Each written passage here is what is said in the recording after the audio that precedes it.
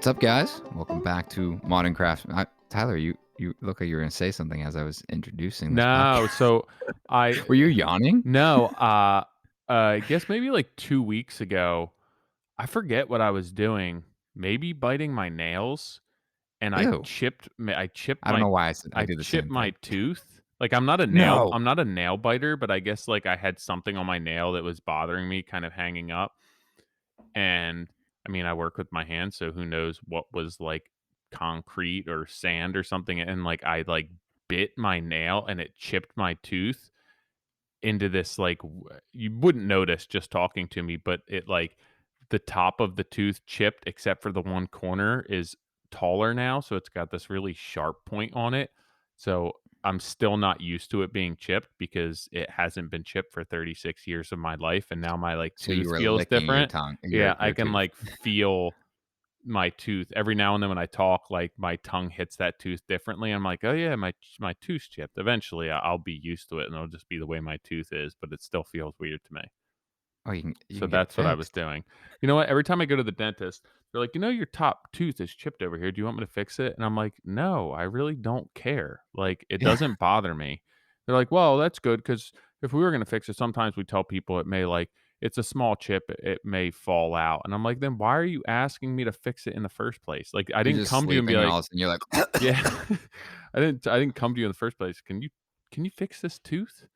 But I actually was thinking about, this is kind of messed up, but maybe I was laying in bed last night. I was like, I wonder if this is something I could file down myself. stop it. Well, I mean, This is not the podcast for this. I mean, it's just a tooth, but I don't like the It's feeling just of a filing tooth. my nails and stuff like that. So that's kind of what made me not think about doing it. But it did cross my mind. I was like, Rotex or ETS 125 Okay, I'm done. metal We're done. file. We're done. Well, this week we have Ryan Sweenor from Sweenor Builders down in Rhode Island on. If you guys don't know Ryan R. Sweenor on Instagram, he is running a framing crew for his. I don't even want to say his dad's company. It is his dad's company. We talk about that Family company. dynamic. Yeah, family company, and he's running a framing crew. And one of the first questions I ask is, how young the framing crew is, and I've asked that, through DM on Instagram because I'm watching these kids, for lack of better terms, put this house together, and it's just super impressive. And Ryan digs into that. He also talks about this, the context of not enough skilled labor and not enough kids being interested in the trades, and he offers his opinion on it, which frankly I really agree with him. It's not so much the fact that people aren't interested. It's, well, I don't want to ruin it, but we'll get to Do you that. know what's annoying? We were at that trade show. Besides me. No, we were at that trade show not that long ago, and there was kids who were in trade high schools there, and Nick and I were speaking, and I referred to them as kids. And somebody came up to us after the Oh fact and yeah. was like, "You really shouldn't be calling them kids. They would take offense to that. Like, Yeah. you should be calling them like young adults or something." And now, anytime I Mhm. go to say kids on this podcast or you say it, I'm like, should we not be calling them that? I just wish it was like, I hope that tomorrow you text me like, "Hey, how are your young yeah, adults you're doing at young home?" adults. I'm like, I'm pretty sure they're not offended by saying kids. I call everyone kid. Same. I was like, "Oh, this kid that works He's for like me," and people are like, 45. "That guy's older than you." Yeah. I'm like, "Not in my mind. Yeah. I always say kids. Not in my mind." Well, let's get into this conversation. Before we do, podcast is brought to you by Duration Molding and Millwork. If you guys want to learn more about it, durationmillwork.com. And despite TrueX being on the allocation, Duration has not had any availability issues thanks to the very deep inventory levels prior to the announcement of allocation. And it has not changed their lead times. All stock profiles are on the ground, ready to ship. Semi-custom profiles are 3 to 6 working days for production, and custom profiles are 2 weeks for production from an approved shop drawing. I see a lot of unfinished homes right now that are framed and wrapped, and just Waiting for trim. yeah, just like waiting for exterior building products. And I'm like, at one point, are these builders or customers like, let's look for something else? Like, how Yeah. long are they going to sit like that? But Boral, See, I know. Duration, Truex. Dude, I think Keith should get you some postcards and a stapler, Yeah. and you go staple this stuff on these Start homes. soliciting it. It might be easier Mhm. just to mention on the podcast. But seriously, I was driving around today and like obviously there's a lot of building. And I'm like, how many of these homes are just gonna and I guess also it's weather related now, right? They're getting homes framed up and then can't finish them. But that's another non-issue for the duration team because you can install that stuff all year round. But I would be pissed if I was building a house and it's just sitting there unfinished because you can't get some sort of exterior building product right now. Yeah. I mean, and despite the bitter cold in this winter, duration siding can be installed in any temperature, and its 12-inch tongue and groove butt joint is a great solution for the stucco look without any hassles and potential mold issues associated with stucco, which is interesting. If you guys want to see photos of that, hit up their website, durationmillwork.com. This podcast is also brought to you by Reno Run. So Reno Run just announced another location. They are taking the U.S. by storm. I think I can say that. I think so. But down in Washington, D.C. So another big metro, metropolis? Politan. Is it metropolitan? Yeah, metropolitan area or metropolis. Metropolis is the word I was looking Oh, for. Thank you. Really clean read here for me. yeah, But professional. professional. Making up words as we go. We are. But Reno Run, they are really focus on getting materials and supplies to your job site as fast as possible, from making a hardware store run, saving you the 3 hours of the round trip. We've been using it for all of our small orders, and now we're getting into getting our bigger orders. And that's something that I think it's important to note, is that they're not just made for the onesie twosie. They also have the resources to help with big material orders, and acquiring the materials necessary. And in the market that we're in, and as Tyler alluded to, like, a lot of material, we're having issues getting materials. So partnering with someone like Reno Run on your next project, they're going to be able to help ease that process.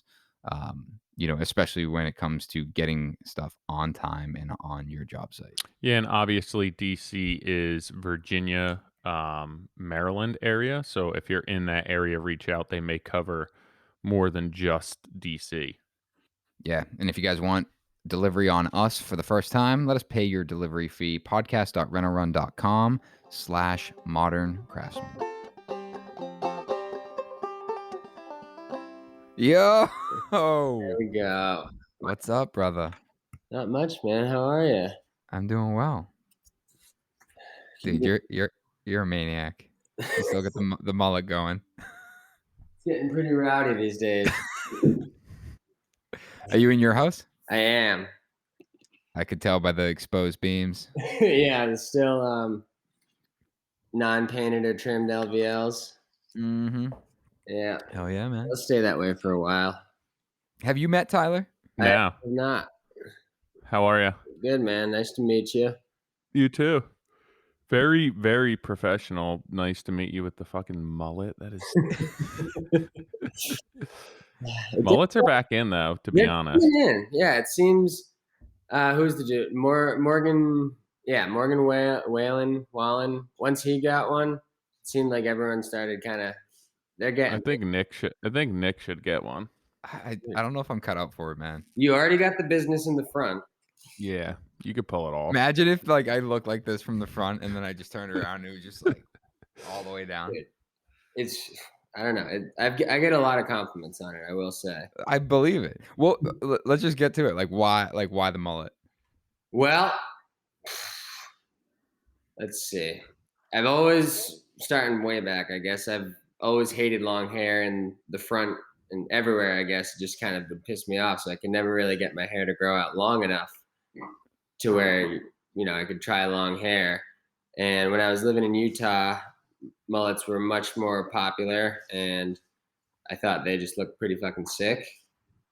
It's like the concept, because Yeah. you gotta be a little bit professional. It's not very professional right now, but you gotta You can comb it up, have that ability to be business in the front, and the party in the back is just pretty fitting for me. And I love it, man. started this thing from pretty much a buzz cut. So I had like a probably like a number 6 on top, just or on the back, skinned everywhere else, and just kind of grew it from there. Did you fertilize it? No, no fertilization. My sister got me a hairbrush What recently. the heck is that? I used that for the first time the other day. 'Cause I guess I don't know my routine.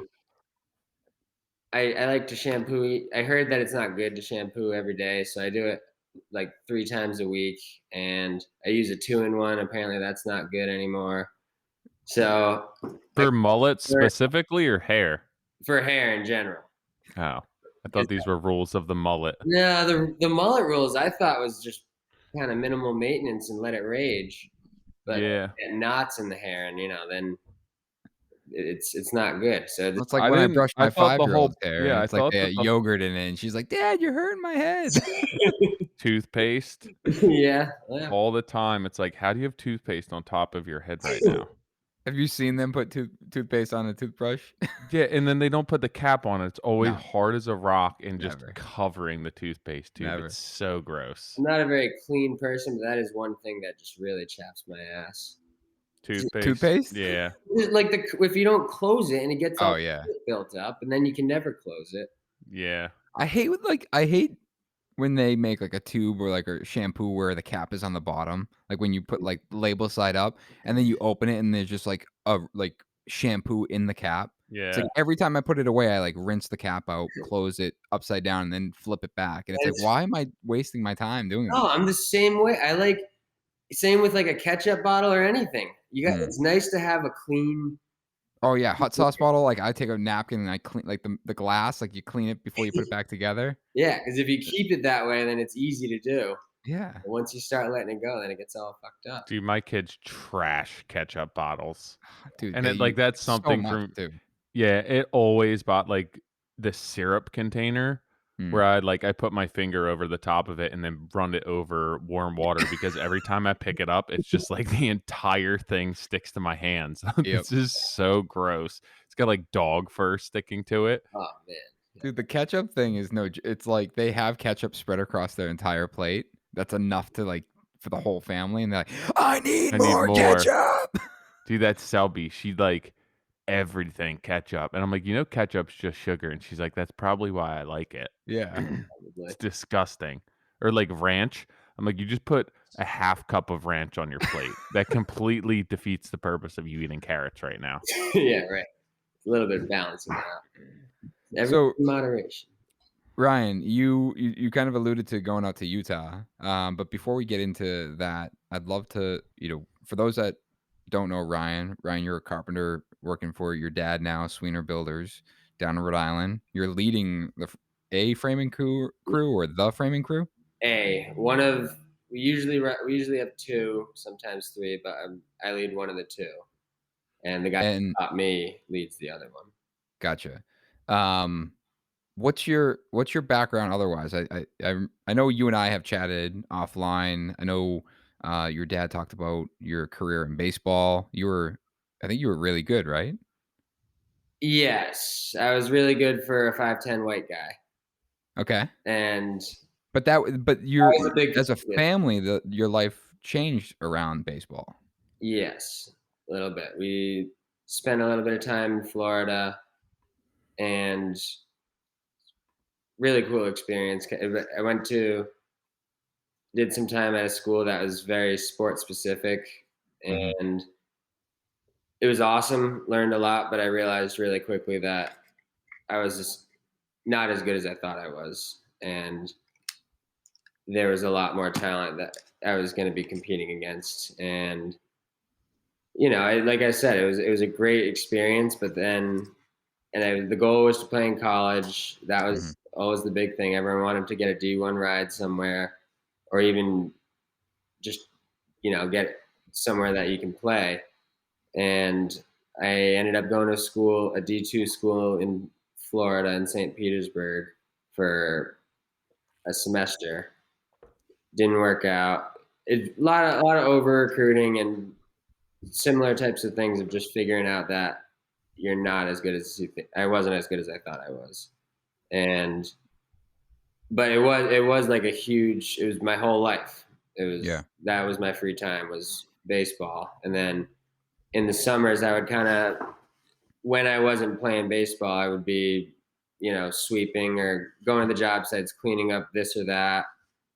I didn't really start full time until the summer of 2014, which is when um, I decided not to go play in a summer league where I Hmm. would have been playing games 6 days a week for 8 weeks straight in Pittsfield, Mass. So Hmm. I skipped out on that and decided to give framing a try full time. Kind of wanted some money too, like start make my own money, and I just figured if this is what I was going to be doing, I wanted to kind of get my feet wet and see what I was in for. And When when you went into school and got to that point of like you're really good locally, you go to another school and you start playing with like the elite players, and you're in that moment where you realize I'm not as good as I thought I was, or I'm not as good compared to like who I'm playing with. At that moment, and this kind of trickles like through life in general, but like in that moment of baseball and what your consideration was for baseball in your career forward, was that were you immediately like, okay, I'm not as good as I thought I was, or compared to who I am, I'm gonna stop putting my effort into it because I can never achieve that? Or was it more, I don't want to continue to work really hard for something that I'm not sure I could get to? I would say from the time I was in Florida, and for reference, I was my junior year. I was fighting to be starting on the junior varsity team, and granted, Hmm. we were in the JV high school Florida championship, and the guy who was usually playing ahead of me plays for the Royals now. But this is that just kind of tells you the level of competition. But for me, at that point, it was kind of like I had put so much effort into it and spent so much time working towards this goal, and I wanted to get as far as I could Yeah. and see.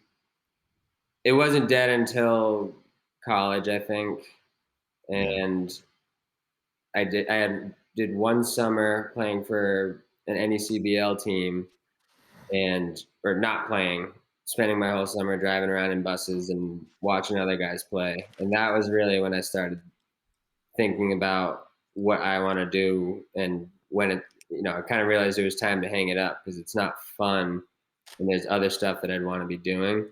But Yeah. until that point, I still kind of gave it everything. Yeah, you felt like you were on top of the world. Yeah, and it's even when you weren't, like, still when you're around these people, it's like I'm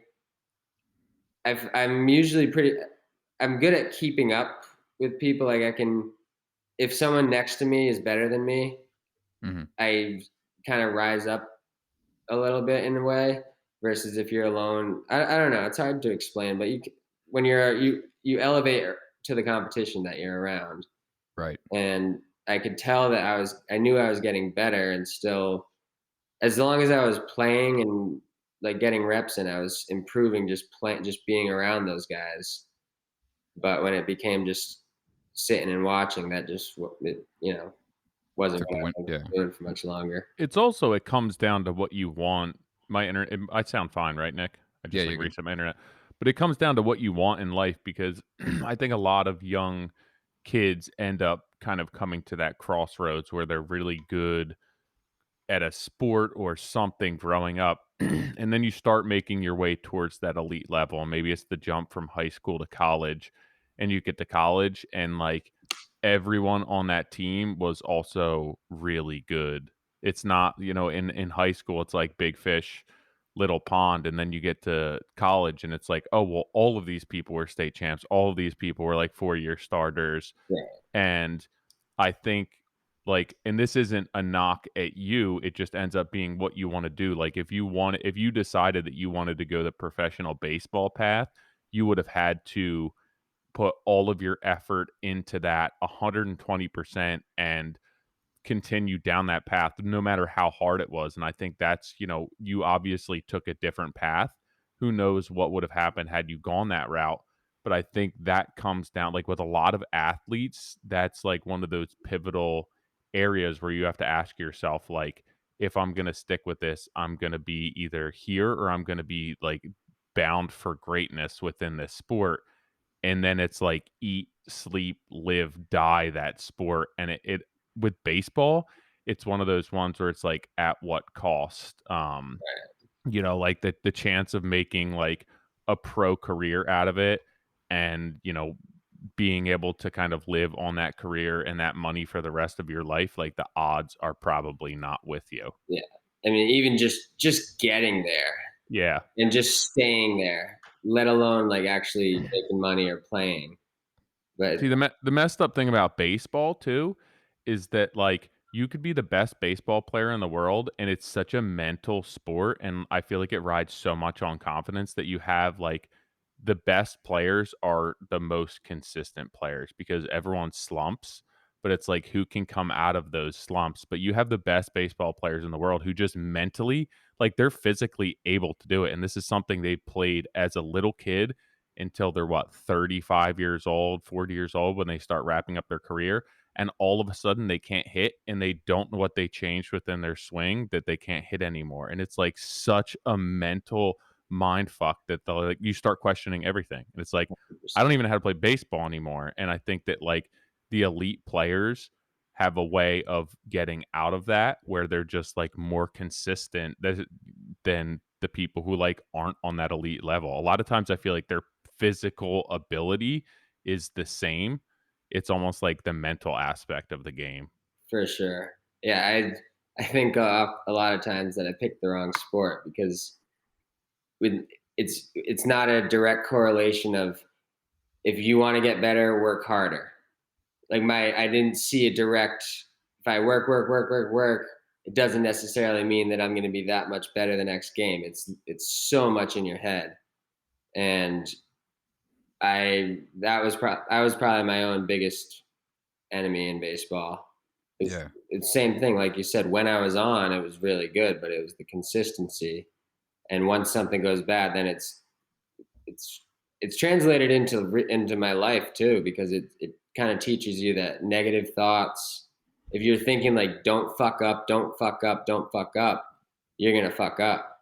But if you're just Right. not even thinking about the concept of fucking up, if you just like truly believe that you know that you're gonna just hit this ball and you're gonna see it and you're gonna make good contact. Like if that's just something that you know and don't even question, that's when you're more that's when you perform better, or even when it becomes subconscious and you're not thinking about it. Yeah, That's it's that and I don't really I'm not a huge sports fan, but I do enjoy baseball and I think it's kind of for that because like there's such a mental aspect to that game that it's like a game within the game Right. that you don't realize. And it's interesting to watch those players on that elite level go through those struggles on, every few weeks or every month, a few times a season, and then figure out how to come out of it. And it's also insane to me, at this point they're 20 to 40 years old and this is all they've ever known and they have like the best trainers, the best coaches around them and for example, a pitcher could be dropping their arm like 1 inch different in the slot and they were unhittable before and now they're just getting smoked. Right. And it's like, what did I do different? I've been doing this for 20 years and like it's such a nuanced, like intricate, detail oriented sport that it as a fan, I think that that's the most like people think baseball's boring to watch, but there's an entire game within the game of baseball that makes it very interesting. It's Right. very complex. You just don't realize it. Very well said. It really, Yeah. it really is. And it's if you can't see that game in the game, then you're seeing the one game, and it's a slower pace. You're not things aren't changing as rapidly as like watching a hockey game or a football right. game. Yeah, You know, exactly. it's interesting. Like I've talked about this a lot recently, and a few episodes ago, where it's you know, I talked about this whole mentality of living your life with worst case scenario, where it's like we make so many decisions in our day to day life, where it's like what if this happens? And it's always like, it's always, what if the worst case scenario happens and I get hurt, or I lose, or I don't get the right project. Like you said, like if you're just thinking about fucking up, where, if you think best case scenario, and recently I had this conversation, I'm like, this is what I like so much about Conor McGregor, is that Conor McGregor goes into the ring 100% confident he's going to win. Yeah. He never talks about that he doesn't have a shot. He doesn't talk. He is always on. It's like Tom Brady, same thing. He's like, I'm going to win. I'm going to win. It's always, I'm going to win. It's never, oh, this is going to be really tough. I'm gonna struggle. It's, you're in your own head as you're gonna win. And when Connor doesn't win, he immediately accepts it. Right. Like it's not like, like, yeah, he's defeated. He immediately accepts it, and he's like, yeah, but I'm gonna kick his ass next time. Right. And he's not like delusional, but he just truly believed in his mind that he was going to win until Right. he had evidence that he didn't win. Exactly. And it's, I think about this when it comes to like body and health too, where it's, you see so many people when they get sick, they give up. And it's like, and that's okay. Like a lot of people, that's totally fine. But there are like, then you hear the stories of like the people that don't give up and they beat it because they tell their mind. And I would like to think that that's the way I would be, is like, if someone said, hey, you're terminally ill, I'd be like, nah, I'm going to beat this thing. Yeah. Like, I'm just not. And you know what? Eventually, yeah, it might kill me and it would be the cause of my death, but I'm never going to, I would like to think that I would never let myself believe that that's what's going to kill me. Right. Because once you give that option, It's done. Yeah. Right. Exactly. But in that entire mindset and having that confidence in what you're doing completely translates to what we're doing in life and business, where it like you have a bunch of great customers in a row and you're just like, I have everything dialed. Like my Right. business is dialed. I know my systems, I'm making money. And then you have one bad job and you're like, I have to rethink everything. Like this isn't sustainable. This business isn't right. Like I don't know what I'm doing. Um, and that, I think that the right thing to do there, it's almost like those losses are what define you, because rather than letting them really just affect your confidence in yourself and your systems and your abilities that you put into place, it's like, no, everything's right. I just need to make these minor tweaks. Like I'm not going to get down on myself and say I'm doing everything wrong. You're going to look at why you lost this one and just make these minor adjustments and keep your systems in place, rather than just let it get you down and beat you up and say, I don't know what the hell I'm doing. Yeah. It's funny you say that, because that translates very well to the last two houses for me. Yeah. And it's so easy. Like if one thing goes wrong, you start just you second guess yourself. And once you don't have confidence in what you're doing and what you've done to this point, then you're not trusting anything and you're making frantic, hasty decisions, fucking with shit. And really it's the ability, you have to be able to step back and say, evaluate the situation, know that you're 99% right. And like you said, there's might be one or two little things. That doesn't necessarily mean that your whole operation is screwed up. But if you don't continue to tell yourself that and you let it get to you, then it can make you question what you know. It can, it's very easy to get sucked into that. Yeah. And the thing about, how old are you? 27. Yeah, so I mean, you're not super young, but the thing about that is when you're like establishing yourself, those hits hurt so much, like to your confidence and like while you're trying to develop them, it's like, am I doing this right? And then you start looking, what are other people doing? Like maybe I should be doing it that way. And then you go down this rabbit hole. Like I remember when I started my business where I'm online scrolling in on details, like, did I do this right?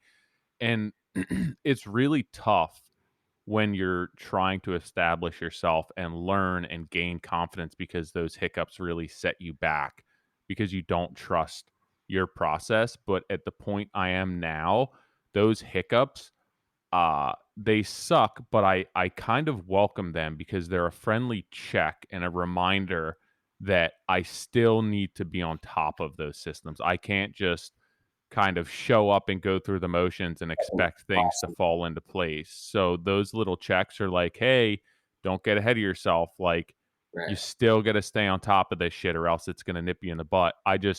Now they keep me sharper. They don't like, it's not a 2-3 week setback where I'm down on myself being like, I got to figure out what the hell I'm doing. Now it's just like, nope, slow down, get these things fine tuned, and kind of pick back up.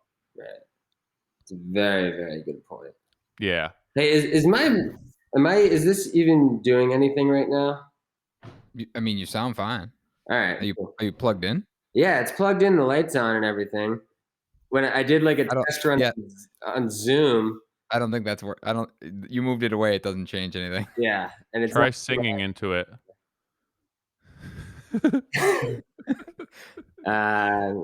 I'm hoping he's gonna sing like a song from Frozen or something. Now I really. You could tap on it, see if it's working. It's definitely. It's definitely not not doing working. anything. No. I mean, you're fine without it, man. All right, cool. If it's fine, it looks good. Yeah, it does. It kind of looks the part. Makes me feel professional. My cousin hooked me up with it about an hour ago, and I got it all. I was sitting down at Zoom. I got here a few minutes early. I got the Zoom all squared away. Did the sound check on it. It's like, all right, feeling good. And then he opens his email. He's like, Squadcast. Yeah, Squadcast. What the fuck is this?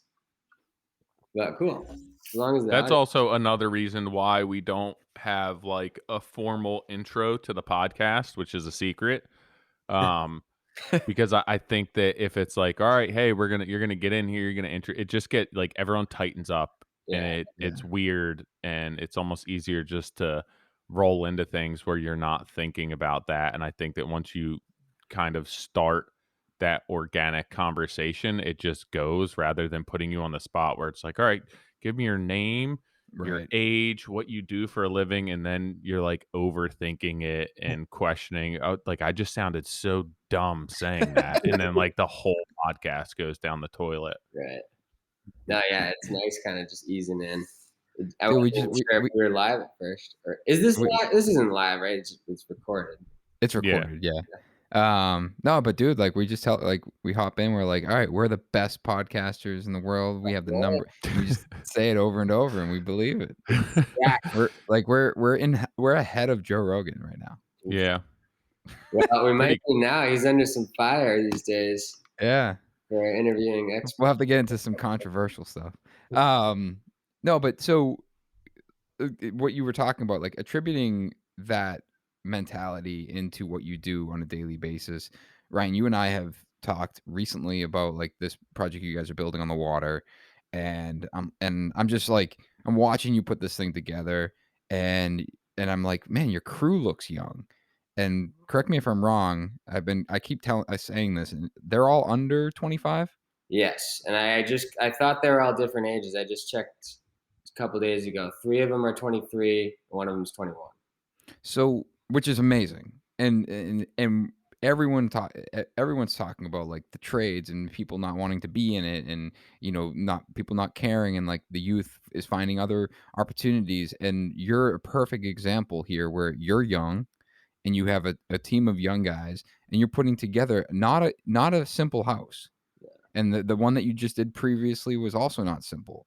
And it's like, and you're doing it, and thankfully, for like my pleasure, you're documenting it, and I'm getting to watch you put this thing together. And it's like, what I guess attributing this back to baseball mentality, the winning mindset, into what you're doing on a day-to-day basis today, like on this house specifically with this team of young guys, like, what has that been like?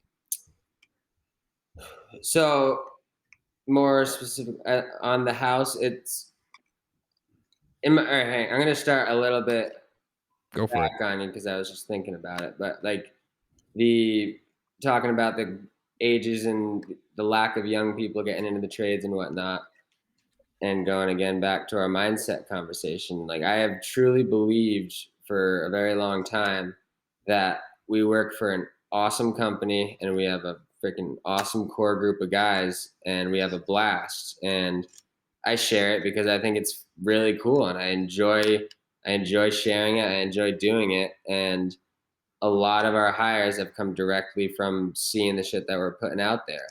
Because otherwise, I mean, you don't really Otherwise, who knows what company it is? Like, there's so many shitty Mhm. places to work, Right.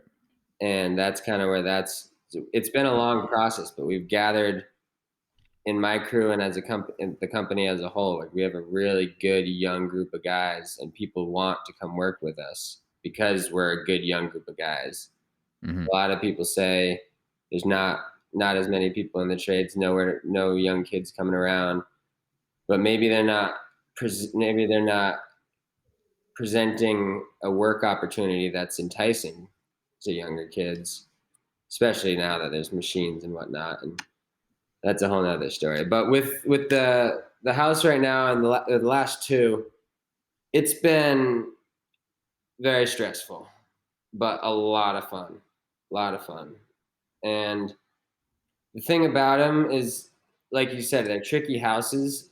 So like these guys might know the basics, Mhm. how to build a wall and this and that. And usually on an average house, I'll kind of like get the ball rolling with some of the easy run stuff. Mhm. Let those guys sort of do repetitive motions, like nailing the same thing together, or whatever it is, while I'm getting the details kind of figured out, laying out the next part, or just fucking with the shit that's like finicky. Mhm. And on these houses, it just doesn't work that way because everything's finicky. Everything's a custom little something or other. There's no two things in a row that they'll be doing that's the same. So I ended up really I barely put any nails into this house because it's more productive for me to get two groups of young kids and kind of like be able to just watch them and show them as they're doing it how to do it, like step by step. Like, yeah, just nail that up, a couple nails over here. This is your pattern on nailing. This is what this needs to look like. This is the angle you're looking for here. Blah blah blah. And being able, like, if I'm there and if I'm in the area, like, you can kind of hear, the speed of what would be hearing saws and guns going. And when you start to hear no nails shooting, or if you start hearing sawzalls, go take a walk over, see what's up, see if it's 9 times out of 10, it's something really small that could have cost them like way too much time because it's just having someone having someone there to like validate what you're doing. Like, yeah, you're on the right track, keep going. Or just someone there that isn't saying, oh, whoa, whoa, whoa, stop doing that. It just gives them a little bit more confidence to trust themselves and like trust their little understanding of building, Mhm. because a lot of it is pretty similar if you think about it, but it's easy. Guys get scared when they like to people like to think that everything is so specific and unique, and it's easy to get away from like the what am I trying to say, like, what you need to put two pieces of wood together. Right. Like, two spikes every 16 inches or whatever is going to do a sufficient job. Mhm. And it's less of like, oh, in this particular case, what should my nails fit? It's like, I don't know, dude, just do it so it's going to hold itself. You know what it takes. You've ripped shit apart plenty of times. You know what it takes to hold something together, and you know what something in plane looks like. You know what I'm trying to say? Like, it's just Yeah, I mean, I think looking at, like, right, for anyone driving by or showing up on that job for the first time, it's like, "Man, you built this whole house. You framed this whole house, and it's, like, a big thing. yeah, Look at this complicated recessed second floor deck. Look at this. Look at the swoops on the roof. Look at the eyebrow dormer." It's like it's like, yeah, all of that stuff is complex when it's put together. But to your point, when you separate it into individual tasks, you're right in some sense that they are repeatable at that scale, where it's like you're still cutting a piece of wood and nailing it together. You're still, taking a piece of plywood and ripping it down, and yeah, it's being bent around a dormer, so I'm gonna have to put some relief cuts in it, whatever. Like the processes are still the same, and it's like something we've talked about from pricing a big job. People are like, Yeah. oh, I don't know how you price a big job. It's like you stop looking it as a big job. right, Separate it. Break it down as small as you can. What does that individual task look like? I right, mean, It's go ahead. yeah, Nick. I mean, it's basically everything is one foot in front of the other. And I think that it's in with what we do, you see this big picture and it's so overwhelming. But whatever that saying is, the journey of 1,000 miles starts with a step. You know how to do all of this, and there may be certain details that you haven't sorted out before. But if you kind of stick to the basics and don't reinvent the wheel, all of these principles come together to make this happen. And it's no different than just taking one step at a time and working your way through it. I know often I used to sit there and try and figure out an entire job in my head, and I would be like, I'm never going to get through this. Yeah. Like, I don't. And then when you get up on site and you start breaking it down, it's like, all right, well, I have to start here. And then the next logical step is doing this. And then all of a sudden you're like, that actually wasn't as hard as I thought it was going to be when I was sitting there like mentally masturbating about it for the past week about how the hell I'm going to do this. Paralysis by analysis. Yeah. It is true. I think that you kind of, and that's the same thing. You just have to have confidence in your abilities and your systems, and that you're gonna be able to figure this out. And worst case, if you need to bring somebody in to help you with something that you just didn't understand or can't make happen, then you do that, and there's no shame in that. And then you're that person that the next guy or girl who comes along doesn't know how to do that, and you're like, well, so and so showed me, so now I can show them, and kind of pass that favor along. Right. Right. But Exactly. yeah, it's especially with framing, it's tough because you see it and you're like, I don't know how the hell I'm supposed to go from that lumber pile to that. And it's just like you just got to start with one board at a time. Right. And that's really what it is. And it's usually, if you do that one board at a time process, there's usually a point where it starts to click with you, and it's like, okay, I know what I'm doing now. But Yeah. there's that first step in everything. The first step, like in going to calculate a roof, first step for me is which ones do I start with? Where do I start? Right. And it's so easy to overanalyze every little thing and trying to decide what the best way to go about something is. And sometimes you could spend that much time just starting in a direction, just pick something that you know is going to happen and start there. And then you pick the next thing. And then after a couple of things, it starts to just kind of like, it makes sense of itself. And you're getting a little bit more of however you learn, whether it's visually or whatever, you're making these pieces come together. You're starting somewhere, and it kind of just puts you in that mindset. And it's like, I don't know, it usually works itself out. And if it doesn't, you just keep repeating the same process until you don't know what, until you're missing a component that you don't know. And that's when you ask for help, I think. Yeah. And even with the roof framing, and I'm not discrediting what you guys do because it's super impressive to me. But it's like if you go, like you were saying, you go back to your basics and your principles and you start figuring out your ridge height, and your spans and your rafter lengths and all that stuff, and you start having two roof sections and they start coming together towards one another. Now you start seeing and understanding how these two roof lines come together, rather than just like, how am I going to make these come together without having any ridges set? Or it's just so overwhelming at that point where it's like, well, let's just set these and then figure out how they come together at that point. And you can physically see that taking shape. And now you're like, oh yeah, I see it now. Like, I see where this valley is now. Mm-hmm. Yeah, and there's guys. It always pisses me off when guys start asking questions too far in advance. Like, oh, how is this going to terminate into this? Well, I don't know. I haven't gotten there yet. It's just going to we're setting plates, man. Like we're not even we're not even off the first floor deck yet. Exactly. So you'll see it when it comes together. It's but this is a specific question, Ryan. But we've had a couple framers on here, and we've talked about the framing community on Instagram and how there's some guys that string things, or they're measuring in place, and their work is just as clean. Right. And then it's like, I watch you're pre-cutting a whole roof using your construction master calculator, and you're doing it all by math. And like, some guys swear by math. And I'm just, for my own curiosity, like what led you in that, in down that path, like using math rather than being up there on the roof, like figuring it out? that kind of takes it back to the guy who I learned how to build from.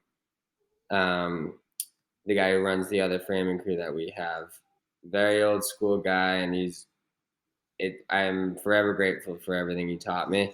Mm-hmm. And but that being said, I remember struggling through some hips with him and some valleys, and we always got it. We always figured it out, but I was always saying, man, this can't be the best way to do this. There's got to be someone that's got this dialed. And then we had hired a guy that didn't end up working out, but he was with us for about 2 weeks, and he kind of introduced me to the concept of it. He was like, yeah, it's all math. Just like hearing that every piece of this roof could be mathematically calculated. It's like, didn't realize that. I didn't really ever think about like maybe there's an exact science to this. Right. It's just always been, and so like if you've been doing something for 30 something years and it's been working, then that's what you're gonna do. But I don't know, I was curious about it and started looking into it.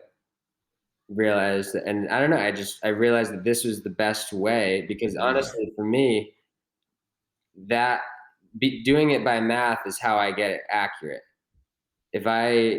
Otherwise it's just like a guess and check process until you figure it out. But if I know it's something concrete, like if I know that this length is what it is, and if it's not that, then something else is messed up. It's like there's a baseline to go off of, versus if you're just measuring, like maybe you took a shitty measurement, maybe there was a piece that was bowed that was affecting your measurement, and now there's things compiling off of that. And that's where you get into like, you have to string it, you have to measure every piece, because you don't know if the piece, if like say for a valley, for example, like you don't know if there's a bump in the ridge and you measure to that, your valley is going to be short and it's going to be fucking up your planes in one way or another. Versus if you know the math and you know this is the length and it doesn't fit, you can adjust, you can step back right there and say, all right, this is how long it's supposed to be, but this doesn't fit in this spot. What's causing that? Right. And so I guess it was a combination of wanting to figure out the most, like how to build accurately, how to build roofs more accurately and without the guesswork. So what would you, if somebody was getting into framing now and had no experience framing, would you suggest going the mathematical route rather than kind of framing in place with string lines?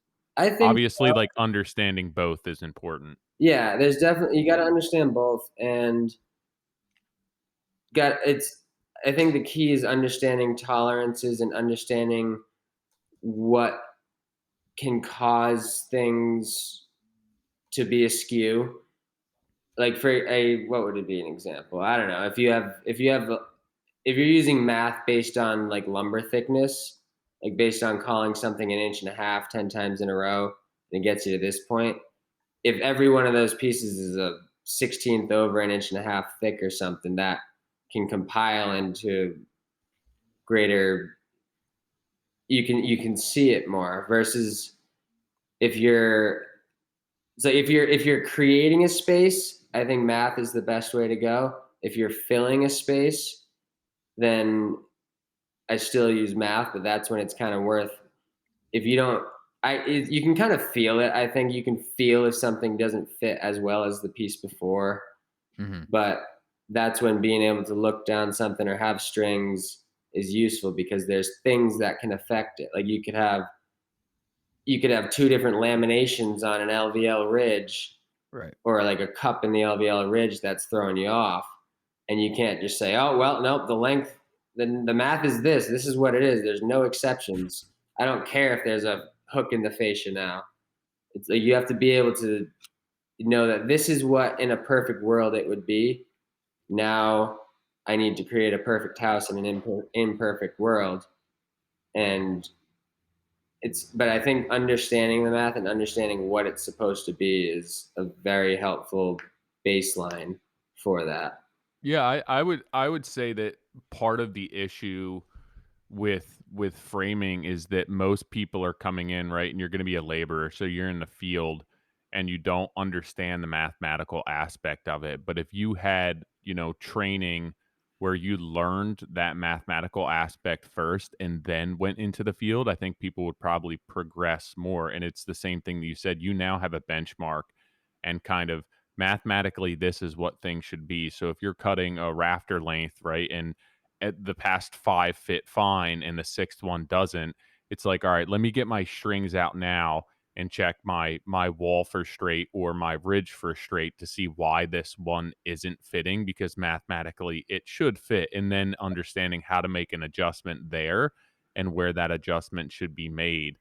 But I think that, if you were to understand that math first in a perfect world, which we do not live and eat and breathe in a perfect world, but I think that understanding that and then going back to your string lines and sight lines and everything else, would be extremely important rather than just relying on them in the first place. And it's like, well, I don't know if this rafter's the right length. Right. My strings are telling me that it's not, but what should it really be? Exactly. Exactly. But And it's tough. You gotta slow down to speed up, right? Like, when you bring somebody on, or even when you're cutting a roof mathematically, everyone wants to get to the site and just start putting shit together, and it's like, "No, hold on. right. Like, we can't start erecting anything at this point." And it's kinda counterintuitive when you have somebody running a job site where they're like, why isn't this up yet?" Right. And I think that you kind of make up time for it on the back end, but everyone wants to show up at the job site with bags on and just start making sawdust and Right. hammers flying. Exactly. And as the leader or as the guy in charge of guys, you have to trust your instinct on that, of that you know better than the kid who's on his first house who says, "Oh yeah, so we're gonna throw up some rafters today." It's like, yeah, we could, and if you're not trusted, if you don't trust yourself, then it's easy to say, "Yeah, yeah, actually, this whole stack is ready to go. We could start doing that." But trust, knowing if you say like, "No, we're not ready for them. We're gonna do them when we're ready," and you don't need to understand why we're not ready. It doesn't matter because we're not, or I'm not ready, so we're not ready. And Yeah, and you have to trust your, like, I think that that's the other tough part about math, right? Is that you're going to cut this entire stack of lumber without putting anything up and checking that it's right. And you could even scale that down to making a cabinet, Nick, where it's like the first cabinet you make, well, I want to make the box first, and then I'm going to cut all the parts for it and kind of measure in place. And once you do that enough, you realize, no, like, I can pre-build all of this and have a cut list of everything that I need. And if I do things right, I'll know when I fucked up. right, Mhm. Where it's the same thing with the roof, but you kind of have to do a few until you're like, yeah, you know what, we can cut all these beforehand, because it's like, we just cut an entire roof and it's wrong is a very scary thing. yeah, Well, I mean, it's like this is so directly related back to business discussions where it's like if you're doing things kind of, in the moment and you start varying off path, right? Or like you're cutting a raft and you're measuring it and it starts kicking your fascia out and your fascia out and you're continuing to measure that and all of a sudden your fascia is way out at one end. It's like, well, that all started with the fact that you relied on the very moment in time rather than putting together a plan and like you said, what I like about what you said is that you're starting with math and then you're verifying and it's like the whole um what is it, check by or trust but verify, right, right. and it's you're trusting that math but you are verifying it when it's necessary to verify, like you're still using a sight line And and understanding those basic principles from a framing perspective, but also running a business, running a crew. You're not just, your crew's not coming to you and you don't have a plan and you're just like, I don't know, go put those rafters up and, sheathe this and she, it's like you're going into this with an understanding of like what those next steps are, right, because you've done it before or there's something that is inherently telling you what that next step is. yeah, exactly. And having a plan going into it, and not only having it but sharing it or making your guys aware that you have a plan is a very comforting thing too, because your confidence as a leader is shared throughout the job site. If I show up and I say like, all right, we're gonna fucking put some wood up today, everyone's, guys get excited and that's our mentality. It's like we're ready to go. Mhm. If I show up and I'm like, fucking lumber hasn't showed up yet, lull's not starting, none of the battery chargers are charging. Architect drew this and it's fucked up, and I don't even know if this is right. So I guess let's just go try and throw up some of these rafters and see how it goes. Yeah, I don't even wanna work for you right now. Yeah, Have a good right. day.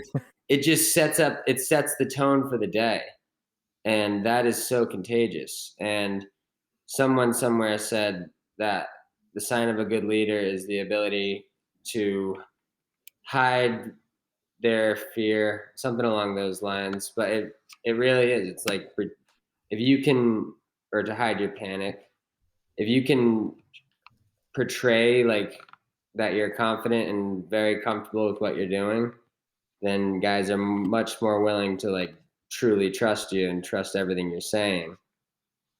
And so I guess having a plan that's kind of the key to being confident in what you're doing. Because otherwise, if you're trying to make it up while you're trying to share it, then it's never going to go well. But if you've already thought this through and you have this plan and you're just sharing it with someone else, now it's your second time or third time thinking it through, and you have it kind of like dialed in a way that you can share what the day is going to look like or what we're trying to accomplish.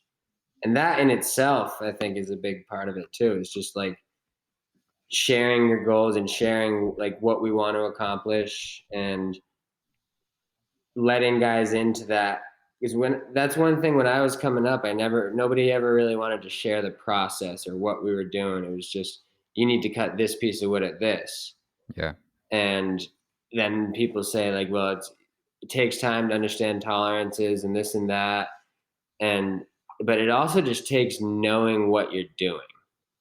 Like if I just say I need a block at this, there's no context of whether it's like a block that I'm using to hit something with, like a beater block, or if it's like the final piece of a staircase or something, like it's, and that affects it because I don't need someone going out and setting up a chop saw and making a perfect cut on a block that I was just using for a beater block, and vice versa. Like it's just good to know people knowing the process and knowing like what you're trying to accomplish helps everyone understand what's going on, which helps guys think ahead and like say, all right, I know that we're going to be doing a lot of these blocks, so I'm going to get myself set up and get some scrap blocks over here so that we can get ready to go.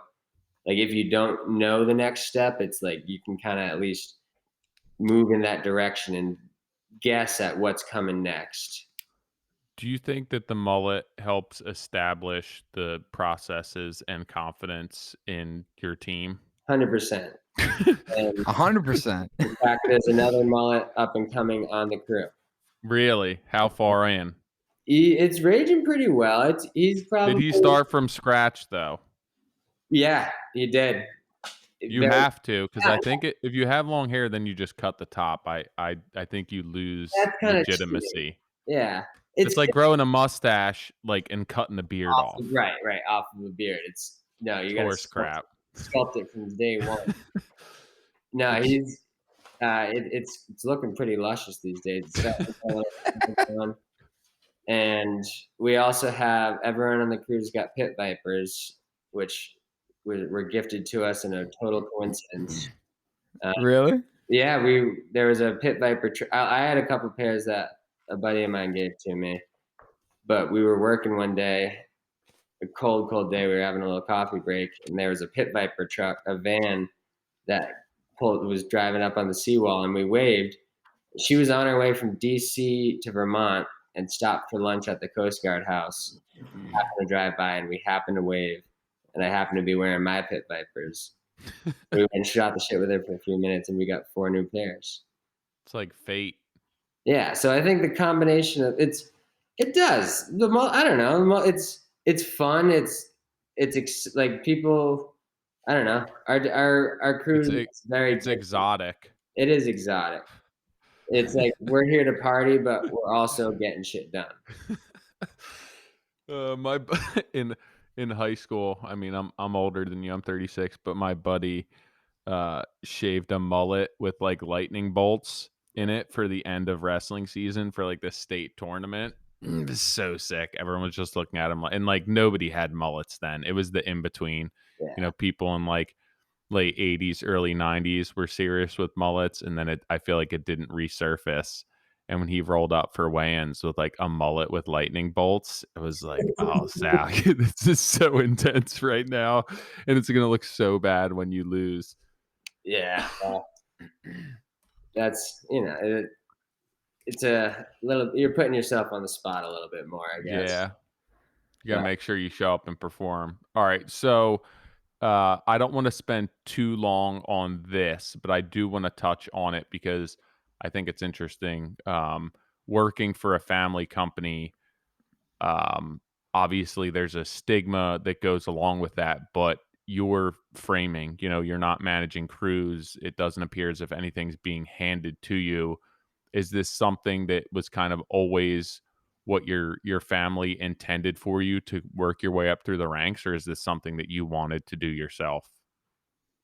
it wasn't necessarily pushed on me, but it was pretty much it was there. The Yeah. opportunity was always there, and it was just a matter of if I wanted to take it. And I think that I probably still could have gone through a different set of progressions and been like a lazy fuckwad and still made it up through a different set of ranks and gotten like I think he wants it to be a family business and he's wanted that. I think that it just helps that I have interest in it and actually like going not just kind of going through the motions and wait until he retires type of thing. But for me, it was like it kind of gave me a little chip on my shoulder, I guess, because everyone has their opinions and everyone sees what they see, and it's oh well, your dad's the boss, so you get to do this or that, and you get to have your own crew because your dad's the boss, and you get to go work with this guy and that and this, and so I have kind of always had the mentality of I'm going to try to outwork everyone and go above and beyond just to like for my own self, not even to prove to anyone else, but Right. I guess for myself, like I don't want it to be a handout. I want to earn it as much as I can control. But I want to add to that because I worked for my dad from the time I was 11 to 22 years old. He owns a fence company. And it was the same thing. It was always like, "Oh, your dad's the boss. Your dad's the boss." And I feel like there's two paths to that. The path of like, "Yeah, I'm gonna ride it out. My dad is the boss, and I can do whatever the hell I want." yeah, Or it's like you do get a chip on your shoulder, and you're like, "No, I'm gonna.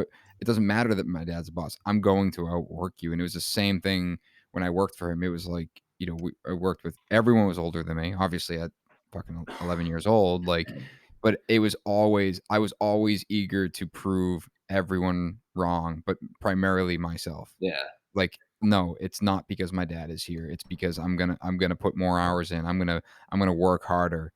And it's like and then I wanted like when I had a 20-year-old working with me, it's like, all right, I'm gonna show you that I can do more than you. Yeah. And inherently, like obviously that's making better employees across. Like there's this competition, but it was constant. It never went away. yeah. It never was like, all right, he's put his dues in, like he deserves respect Nope. now. It's like, no, Almost not until you're the owner, right? right. Like, you're And then even always then it's like, oh underneath. yeah, he just gave him the Even business. It's still, like, you're gonna get the people that say, "Oh, well, he only owns it because it was his dad's." exactly. It's like, Even if no, you're never fully mind the 30 operating, years I just busted my ass. And yeah, frankly, I bet your dad's probably similar to me where it's like, no, like he's probably a lot nicer to the other guys than he is you. yeah, He's like, "Ryan, get your shit together and get out there and bust some ass." Mhm. And it's like the other kids is like, "All right, guys, you guys are doing a good job." Right. Yeah, And I it's remember my definitely a dad having that blessing and a conversation. curse. I'm like, "Dad, I'm doing a good job too. Give me some Right, credit." right. At one point, I had an album on my phone called "Compliments from Jeff." In fact, it's still there. There's probably 6 texts over the past 6 or so years. Love it. Nice job on this or that. You could sell that as an NFT nowadays. Maybe. Yeah. Yeah, Um, it's tou and I mean, you see it a lot, right? It's a small family construction company, and obviously the hopes would be your dad having him on the podcast and meeting him a couple times, you can tell that he's really about family and his team, and he just, like, loves owning a business and having these people work for him, and you can see that, and you could obviously handing that off to a family member would be ideal, but you do have to kind of live with that, and it's a nice it's something to fall back on, but at the same time you're always going to be perceived as taking the easy route, and like the respect that you have to earn is going to be so much harder to come by than anyone else, because you could have a stranger who shows up on that team and works half as much as you, and they're going to earn the respect of people because they appear to have kind of worked up through the ranks, bootstraps. And then there's always going to be in the back of people's head, well, like, yeah, daddy did this for him, which it's like it's almost like, well, fuck, I'll just go do it on my own because I don't feel like dealing with this shit all the time. Yeah. I'm just change your last name. Or change the state or something. But, no, that's and I guess going back to the way that the special treatment that we get, I wouldn't want it any other way right. because, it if it wasn't that way, then it would just play into the what everyone thinks more so. Mhm. You know what I mean? Like it's so I wouldn't want. I'd rather it be. I'd rather get like be scrutinized more, have the special treatment because it's one extra step that I have in my mind of things that I've done that other people haven't or whatever. Like the way it, it's not. It just goes to show you more that you're not getting handed something necessarily. Yeah. It's almost as if it would be easier to just not be involved sometimes, where it's like, yo, if I had my own company, uh, half of my headspace wouldn't be that I need to show up and prove that like this isn't being handed to me. Yeah, and I think I don't think you're ever past it, but for a while it was like it was on my mind because Yeah. I mean the first crew that I worked with was back then in that summer of 2014 we subbed out our framing and I worked with the framing subcontractor and they called me a middle class ass white ass swimming pool having ass. Uh, Swimming pool heaven. I can't say the last word because then it's on the internet forever. But it was like that. It was there were some dudes that were from some tough upbringings Mm. and some badass dudes, but they let me know that it was very apparent. I heard it every day. Well, yeah, Yeah. what are you gonna do to turn and like go to your dad and be like, Dad, listen, this is what they're saying to me. No, Your dad. I did the opposite route. I went and I would go shoot the shit with them after work and have drinks with them. And I would like I tried to totally assimilate. I loved it. I was like, wow, this is fucking badass. You guys are some hardcore dudes from the city that are coming and busting ass framing every day, and this is the life, man. Like I don't know, I ate it up. I thought it Yeah. was fun. Be like, "If you guys ever want, you should come over and swim in my swimming pool." Yeah, exactly. But no, it was cool to me that building was what like this is what they had. For Yeah. me at the time, I was young. I was still, doing things on the weekends and at nights, and but this was what they did. Just work, like build, and then you go home and do whatever you're doing. But like this is what they looked forward to, and there's just the sense of pride of like who, like being a part of that crew meant something. and it was never said out loud, but it's like you got to be tough. You got to be. Yeah. There's certain shit that just won't fly and would never fly, and back then we didn't have machines, so it was all there's some staging, but a lot of like man-made staging or lack thereof, and no lulls. So you're moving shit around, and you carry your weight, and I don't know. I guess I think that's starting to get lost a little bit. That's one thing that I think that one experience I had that a lot of the guys I work with don't have, and I can't really replicate for them because you really just got to you don't learn it other than from working with badass dudes Mhm. or like, Yeah, I You know was just what? having that conversation with somebody this past weekend where it's it's definitely a different group of people, and it's changed some. I think that, you do have the people that are kind of pushing, like, blue collar, this and that, where it's taking pride in it, but I think that half of that's just this marketing gimmick and yeah, kind of bullshit to sell T-shirts and hats, but it it is you think back to doing this when you were younger, being on the job site with these older guys, and I was not on the job site with any women, so that's not a sexist remark, but it was like you wanted to kind of fit in, yeah, and if you didn't, it was like, well, I'm gonna try, and when you start earning that respect, and kind of following the lead and then actually fitting in, it's like, damn, this is kind of like this is a cool group, and you do kind of feel badass. And it's a shame. I think that a lot of not even just our industry, but society as a whole is getting away from that because you're trying to earn respect for your trade and get paid more and everything else, and you don't want to just be these like dirtbag framers and like blue collar people who sit around on lunch boxes and smoke cigarettes, but it's something that kind of is getting lost. And I'm sure that there's generations before us that are like, these guys are soft. They think that that's blue collar. Like, we didn't ever had there was no safety protocol growing up. Um, but it's cool to see that and be involved with that. And I was just having that conversation with somebody where it's like the people who we work with and kind of surround ourselves and the sense of humor that they have and everything else, it's definitely different. yeah. It is, and I guess I kind of went a little bit on a tangent. What were we talking about? That was, um, oh right. So from there, that was kind of like the starting point of that chip on my shoulder that I carried through for a while, and then I think once I moved out west and worked where nobody knew who my dad was, I kind of it isn't really on my mind as much anymore because I guess I kind of proved to myself that Right. I can do it on my own, and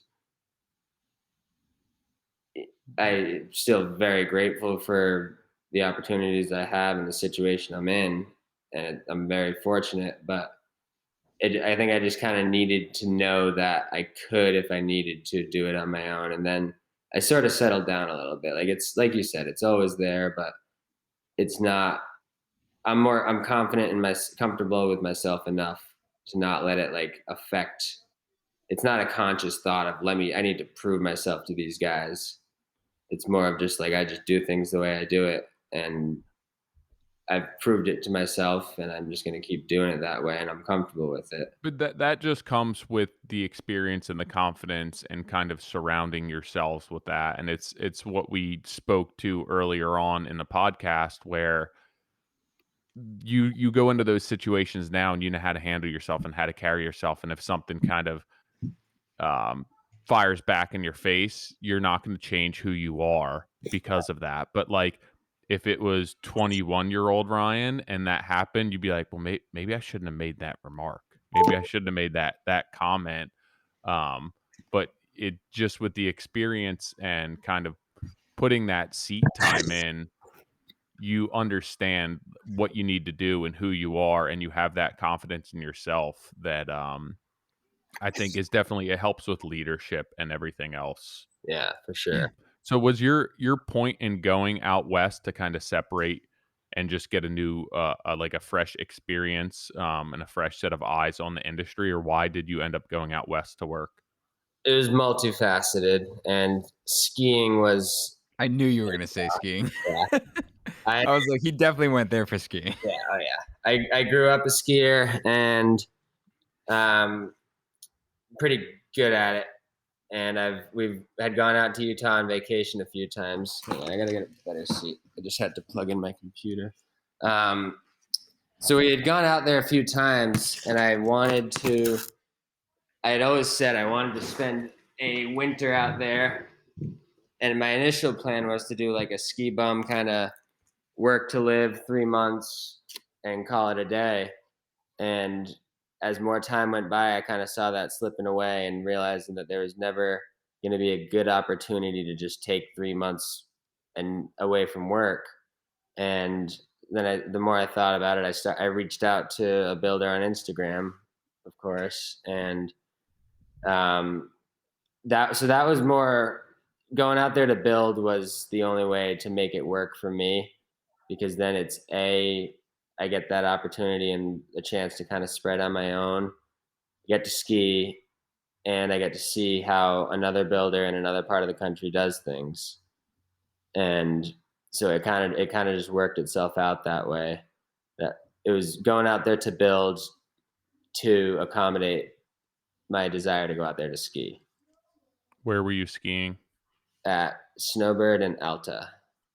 And it is some of the best skiing in the country. Where was your primary work area? Yeah. We did mostly out around Park City, like in some of those mountainous kind of subdivision-y areas. Yeah. They're putting up like, and I did a 25,000 square foot house, an 8,000, and a 12. Wow. And you were framing? What's that? You were on the framing side? Yeah. None of them. It just worked out that none of the three I was there day one to the last day, but I was a part of all three and it's like a whole different ballgame of building out there. Hold on, just pause. Is something rubbing your mic? Oh, yes. That's all right. Yeah, sorry. That's okay. Fidgeting. So I mean, looking back at that experience, obviously there's a bunch of things that brought you back here, but just the overall working conditions in Utah, like what was that like in comparison to what you do now? And what do you and furthermore, like what did you really enjoy about the working conditions and maybe what you didn't? Well, so one thing I kind of enjoyed that a lot of people wouldn't enjoy is we worked in a lot of snow. Like we're up in the mountains in Park City, and again, it was a pretty old school badass framing crew, and none of those guys skied. So in my mind, I'm going out to Utah, and if it snows, we're gonna take a snow day and go skiing. No, we're gonna go and shovel the roof off, and put an overbuild on it or something. But like none of those, they would just show up, and it's until you physically can't work, then the show must go on. And I remember seeing some of your stories, and it was like you were up early to snow blow so you could get out. yeah, So then you could get to the job site only to come home and have to snow blow to get back into your house. We got 369 inches of snow at my doorstep that winter, and I was living on a pretty gnarly mountain, and it was like a 3-mile drive up and down that I would have to have chains on the truck for. And yeah, there would be days I'd wake up to 18 inches of snow that I can't get out of my driveway until it's gone. But then you go to work and they have snow there, and then so you're shoveling your way into work, and then like you said, it might be snowing all day. You go home and you shovel your way or snow blow your way back in. There was a lot of snow, but for me, I think it took me a while to figure out why I liked it, because my mom had said to me, like, last time I talked to her about missing it out there, it's like it was horrible out there. You were always just moving snow, and you had to do this and that. Like I can't believe you say you missed that. But it was just it's like the self pride of being able to overcome it, I guess, and like being able. It's I don't know. I thrive in difficult situations, I guess, Mm. and having that extra level of it's like I don't know if you can do it in the snow, if you can handle the snow, then it should be a breeze. If there's not snow, and yeah, I don't know. I can't really explain why I like it that much. It's just being able to battle the elements or whatever the case may be. Some sort of extra little something that you have to overcome to get the job done. I mean, it probably doesn't help that it's beautiful out there and amazing skiing as well. Yeah, that's very true too. I I mean, think a lot of times you remember the better crap too, where right, you're not like in the headspace of getting home from work exhausted and being like, I can't get to my front door. right. Yeah. You remember the days where you're sitting on your back deck looking over the Wasatch Mountains, Yeah. and it's gorgeous out there, and there's a lot of fun, but the people aren't the same, and the culture of craftsmanship is much from my experience, it's not anything close to the Northeast. Mm. I still think that we have, as a whole, like as a community, I think the Northeast is the most craft oriented people as far as builders around the country. And I Yeah. think, go It's ahead. definitely it's a different style of home out there as well. Yeah, it's just big. Just Yeah, exactly. they have so much space that it's just bigger and not necessarily better, just bigger. Yeah, there's not like a ton of detail. It's a lot of, like primitive type design, where it's these large houses. And I mean a lot of them are vacation homes too, right? Where people are going out there and spending summers and winters. Yeah, So I it's would not say like there's not a lot of local people there that have these like massive homes. Like it's a resort town. One of my wife's friends in college, her dad or her family owned a house in Park City, and we went out a couple times, and I was like, "This is sick. It's so nice. The skiing's amazing. Like the snow was fun, but it's like for me, it was vacation. And like as soon as you start living there full time, and now you're working on these people's vacation homes, like shoveling snow off of their driveway to get into your job site, I feel like I would hate it. yeah. Yeah, I mean, there's definitely an aspect of that, but at the end of the day, it's still work and you're still building, and Yeah. but yeah, it's definitely different. I mean, the whole ski bum mentality is also that basically you're living somewhere and creating a lifestyle to support your skiing habit. And It's like it doesn't matter, everything else doesn't matter. Like whatever you have to do, you're trying to work jobs to be able to support being able to ski from October until April. yeah, And then the rest of the year, it's like, all right, I'll work a job so that I can do the same thing. And like, you don't have consideration for that much more. It doesn't sound like you truly got to have that experience, no, but it and would be cool. that's kind of one thing that sometimes I wish that I did at least a winter like that, and I kind of ironically I quit the company I was working with.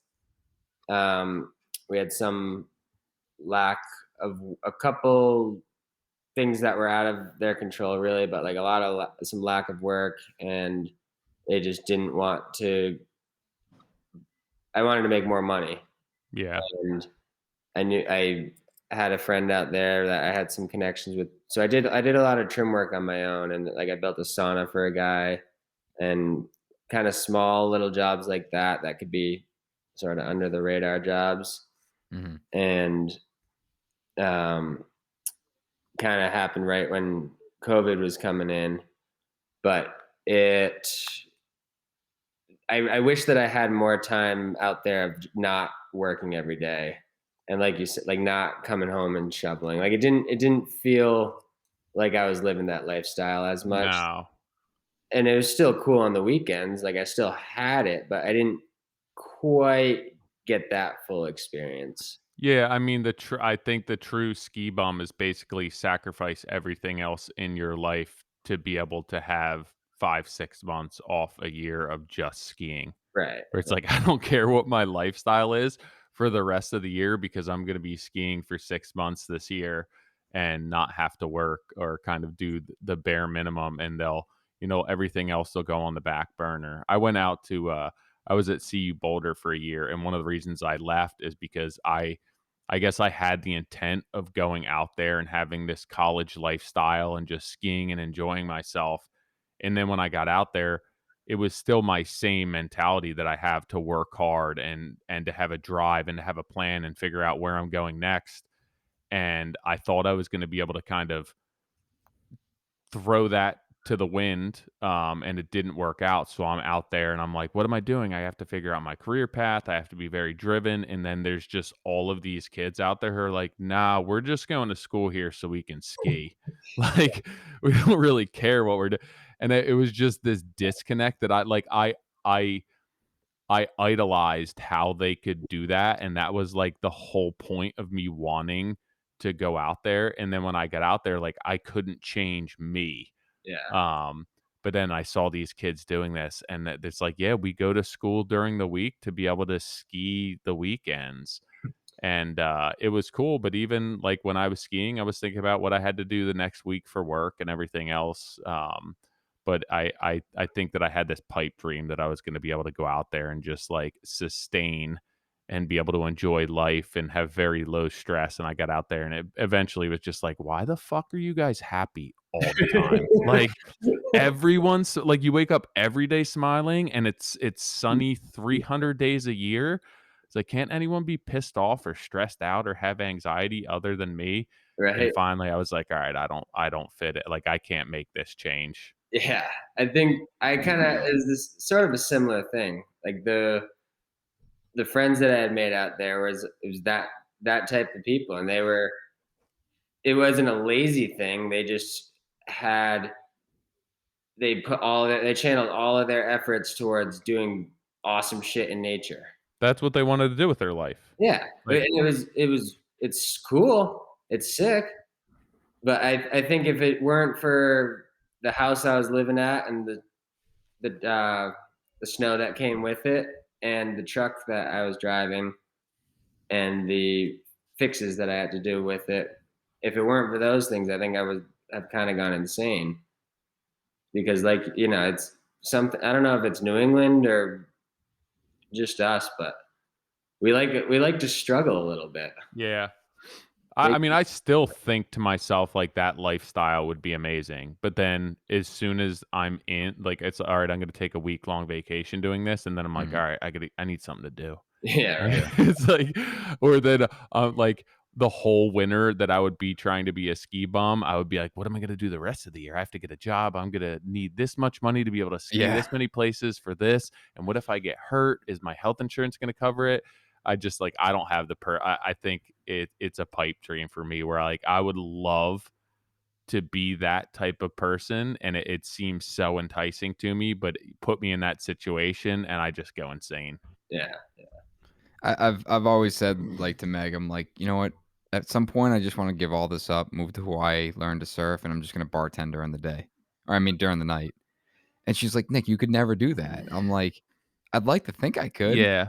And she's like and part of me realizes I'm like, "That's probably why I take on so much." yeah, Is that like, "All right, this is going well. All right, I need something else. What else can I do to occupy my time?" And it's like, and then by the end of the week, it's like, what did I do this week? right. It's like I have so much going, and then to think about like, how would I actually walk away from that? Like, how could I physically be like, all right, I'm actually done. It's like shutting off 16 light switches. Right, right. It's But and people do it. It's like the people just had that much in they're life like, where I'm finally out. they're just like, "Yeah, Plug it, no, yeah, throw he it just off. I'm just undoing the plug that leads to the light switch. Yeah. yeah, Channel. he moved out into the mountains somewhere, and that was pretty much it." Yeah, But I'm with you. It's like, I think that, Ryan, when you say like, I think we like to struggle, you know, it it goes back to like the whole mentality thing and the mindset of, you know, or even like David Goggins. yeah, He talks about like mental toughness and callousing your mind. And it's, there's some real truth to that, where it's like you're pushing yourself mentally because what you're physically capable of, is so much less than what you're mentally capable of. Right. And it's the same thing as exercising, I think. Like if you're training your mind, like you're callousing your mind. You're training yourself to accomplish things in the face of some form of adversity or another, Hmm. to make yourself better at doing it when the stars are aligned, or when the next different adverse situation comes up that you have to deal with. Right. That no longer becomes like, oh fuck, this isn't going to work because it's snowing out today, or it's raining, or this or that, or whatever. I didn't have my lucky socks on today. Right. Like it's not scary anymore. It's like, well, we can still do this. We can Yeah. do anything. Yeah, it's almost as if we have this perpetual anxiety inside that we like have a need to quell or solve. And then when we don't, like when things finally settle down, it's like, all right, I either need to take on something more or create a problem that I can then solve. That's exactly what it is. That is exactly it. Like, look at that nice little pothole over here. Yeah. Go ahead and hit that. Right? No, yeah, it really is. It seems like it's like clockwork. As soon as I say like, well, geez, roof's all built. That went We got well. a bunch of fallback shit to do, but I don't even have to look at the plans tonight.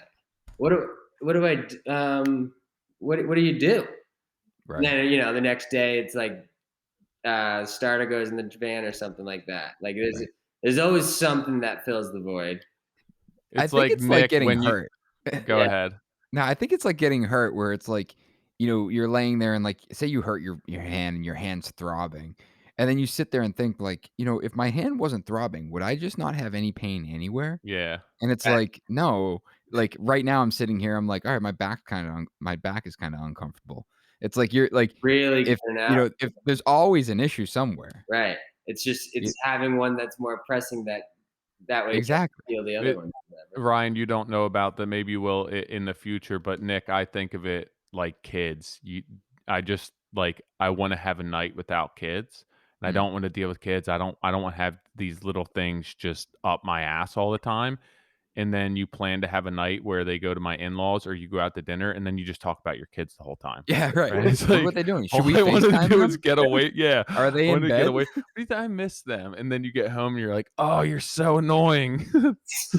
Last night we were gonna go out for dinner, and Meg was like, she texted me earlier in the day. She's like, "Hey, why don't we just stay home? Reed's not feeling good. I promise I'll cook like a great dinner." Blah blah blah. It was for my birthday, and she's like, I was like, you know what? Yeah, let's not go out. Like, as much as I wanted to go out, I'll stay home. And I'm sitting on the couch last night, and the kids are being like super cute, and I'm like, I'm fucking glad I didn't go out. Like, this would have just been 3 kids. They would have been exhausted. It would have been a nightmare at the restaurant, and they're good. Yeah. And it's like, you take you got to take those moments, but it's It, there's always pain somewhere, and when it isn't, like, then like you said, Brian, you create an issue, and it's like, all right, what do I need to solve now? Like, because this is almost boring. Right. yeah, but they aren't. Wait, they aren't fighting. Like, Right. And that was the weirdest thing, and I'm like, all right, let's tell them to go to bed, because that will definitely make yeah. make them mad. It's like bedtime. No. All It's right, like, there we go. now I feel better. That's what I was looking for. It's almost like the perpetual need to be too busy to take care of all the normal people shit that you should Mm, take care Yeah, of. Like, yeah, I haven't vacuumed out my truck in this long, but I've been this busy. See, I've been this busy.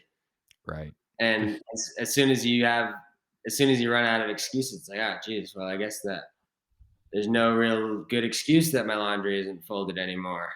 I need to Right. get busy. that's one thing that kind of hangs me up. Where I think of mental health and your state and everything else, and it's how how solid am I? How good of a mental state am I in? How content am I with my life if I don't have distractions? Right. We always have distractions from like the true essence of life and who we are. And I'm like, am I really good? Like, I feel like I'm in a good mental headspace right now. And I'm like, but you take away all my anxiety and all my distractions and the things that like keep me from really focusing on myself. And I'm like, would I then actually think I'm as good and like in such a good place as I do? Right. Where like I think that a lot of times those distractions keep us in like a healthy headspace, but realistically, you're not working on yourself at all. Right. You're masking things and creating like new stimulation, or you're making yourself feel better for other reasons and not necessarily looking that closely or examining like exactly what you're saying. And the funny thing about it is it kind of goes in waves, because it's like when you get to that point where you're feeling good in that sense, it's, that's a good feeling. And then it's the next level to realize that you have to like think about your mental health and without the distractions and like deep down, and that can kind of take you back on a wave. But it's like every time that you realize one of those things, every realization you come to, whether it's good or bad, is still moving in the direction of like understanding yourself and who you are. And it's kind of the same with building. It's like the more that you learn, the more you know you don't know. And you might think that you know how to do something, then you might find something new, you learn something new, you realize you don't know what you're doing. That's Yeah. still a positive thing, because you're still moving in that direction of gaining, and it's just moving in the right direction with it.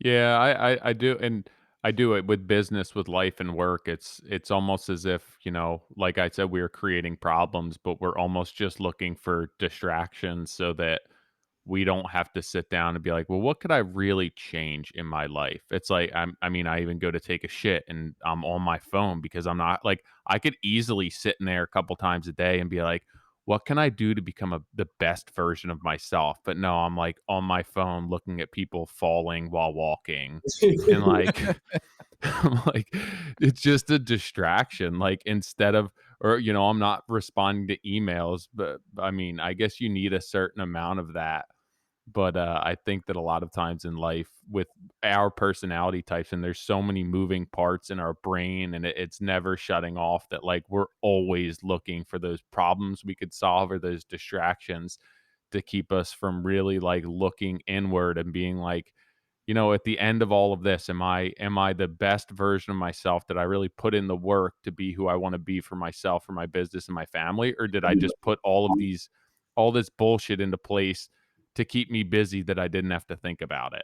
Yeah, for sure. And I think the phone is making that even harder than it already is, because you have a constant distraction. Mhm. There's zero time where you're just sitting alone thinking, unless you Yeah. go out of your way and put your phone in another room. Right. There's very little self-reflection, and on top of that, you're always it's the comparison and like looking at what other people are doing. Some people run into kind of like just living vicariously through someone else versus going out and doing it themselves. But there's so much good from it, but there's so much bad, I guess. There's so much that people don't even realize, like the comparisons, and it's Yeah. yeah, It's it so disconnecting, and people talk about meditation and this and that, and I can't just sit there and not have my mind spin. So like the thought of how people can meditate and just turn it off, right? Like the whole point is for you to be able to just like let your mind be free and yeah, not have to be dwelling on something. And I've never been able to do that where I've sat down with the purpose of doing that. And like I'll try, and it's 3 seconds later, I'm thinking about something I have to do for work or something Or like I'm asleep. yeah. right, right, So, like, I always thought, that, like, the meditation and the disconnect has to be, like, I'm gonna sit in this room and it's gonna be quiet, and I didn't realize that there's a lot of ways that we meditate or you're in that meditative state, and, like, probably if I had to guess, like even for you, Ryan, like if you ski a lot, you don't realize that like that can be your meditative state where you're at the top of a run and you're getting ready to ski. And then when you're skiing, you're not thinking about anything else but like your mind and your body working as one to ski. And like that's something I recently started picking up riding dirt bikes and trail riding again. And like I didn't realize why I liked it so much. And like my wife will tell me if I miss a week of riding, like you need to go out and ride. And I was listening to a podcast and they were talking about this. And it's like that's my meditative state where I go out and it's my mind and my body working in unison to keep myself safe and make something happen. I'm not thinking about my phone. I'm not thinking about my kids. I'm not even thinking about myself. Right. And like that, 3-4 hours a week is what I need to be in that meditative state. And I'm not working on myself, right? It's just that I'm letting everything go. And it was like this huge eye-opening experience for me because I just didn't know what was so fulfilling about it to me until I realized that like you can get into these meditative states without sitting in a room with like music on and heat and crap and actually meditating.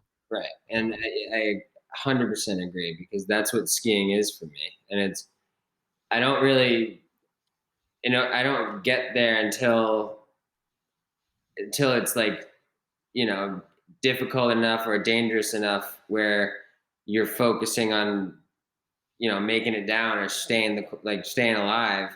And that's when you stop thinking about other shit. And then eventually you just find yourself not having any conscious thoughts per se. Like you're just kind of, that's when that's the meditative state. If Yeah, like and when you're there, it's like you're not about to drop in on something and be like, "Let me check my work phone real quick." Like and that's how I can tell even when I'm out, like I'm always checking my phone. It's just a habit that we've been doing for 15 years since I've had a cell phone.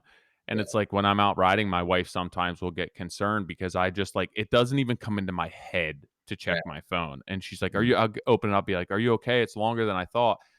And normally my anxiety is that I have to respond to people when they text me or else they're going to be like, "What the hell's going on?" And it's like one situation where I don't even think about it. And then if I do stop and I think like, "Oh, I should check my phone." I'm in such a good mental space that I'm like, "Well, I'll get back to him when I get back to him." And there's no time in my life that I'm like that. Yeah. Yeah. It I think that I've kind of taken a little bit of the more extreme approach with the phone. And if I'm in a situation where I don't have the urge to check my phone or the need or like you're saying, that anxiety of someone waiting on a text or this or that, if it just doesn't come into my mind, I try to ride that out as long as I can. yeah. It doesn't work very well with running a business at all. And that's the part that not looking forward to because it's nice to just say I just don't think it's that big of a deal to not be available for 3 hours on your or 4 hours on a Saturday, say, or Right. something like that. Like people, nothing's that pressing unless it's different if you're running a business and you're dealing with clients, unfortunately. But there's very few things that are that pressing that you need to stop what you're doing and check your phone. Because Ex- I think it like gets you out of that meditative state. Because and now, whether you know it or not, just opening your phone, you have so many notifications and so many distractions that are there because they are trained, they know how your brain works and they're trained to get you thinking about different shit that's gonna Right. you want to click on stuff. So you're fighting like an expert at getting you distracted from that meditative state. Yeah, and it's like we need that so much. Like that we need to be able to it's not people just say just shut your phone off and it's not the act of shutting your phone off, it's mentally being able to disconnect from that and not have to think about it. And Yeah. like even Nick like you just started running again and I'm thinking to myself right now like I hope that you can get to the point where you're not even worried about doing a story that you're running because you're just like in it, and I think that like that may be the disconnect that you don't really even realize you need where it's Right. like I'm going to go out for a run and you're going to get done your run and be like oh shit I didn't even think to pick up my phone but like Yeah. it's I think that a lot of times, given the opportunity, you do get there. And it's like as you push your body further and you get to the point where like you might still be in a comfort zone of I can do two things at once, but you get to a point where like you're pushing your body, whether it's skiing or, practicing jujitsu or running or whatever it may be, where like your mind and your body are pushed so far that nothing else comes into play. Yeah. Yeah, and it's like, Oh, go I don't think I've had that experience in a long time. Yeah. You know, I went snowboarding for once this season, and that's probably the closest I came to it. But even still, I probably was checking my phone on the lift or Yeah. up at the lodge or whatever. And yeah, running I just don't like doing. It's never been something I've enjoyed, and I go out there thinking that I can get into my head and clear my head, and it will be something I can actually release from, and it's just I've never broken that. And it's not saying that I can't or I won't, but to date, it's just, right now it's a chore. It's a chore that I'm running for a charity, so I'm gonna train, and I know that if I can get to that meditative state, that I will likely my performance will be better. Yeah, and I think that's why people like running so much because I've always sat there and be like, "Why the fuck would you wanna run?" Like, I that hate just it. seems terrible to I like, hate you're it. tired, you can't breathe, you're coughing and spitting. I'm like, "Well, what is It's not even that, enjoyable about like this?" my back, my legs, I'm like, I can't figure out if I'm running too fast. Are my Yeah. strides good? Am I standing straight up? It's like I stand straight up and I change I'm like, wow, I feel like I could do this for like 4 hours. And then 30 seconds later, it's like, all right, there's a cramp.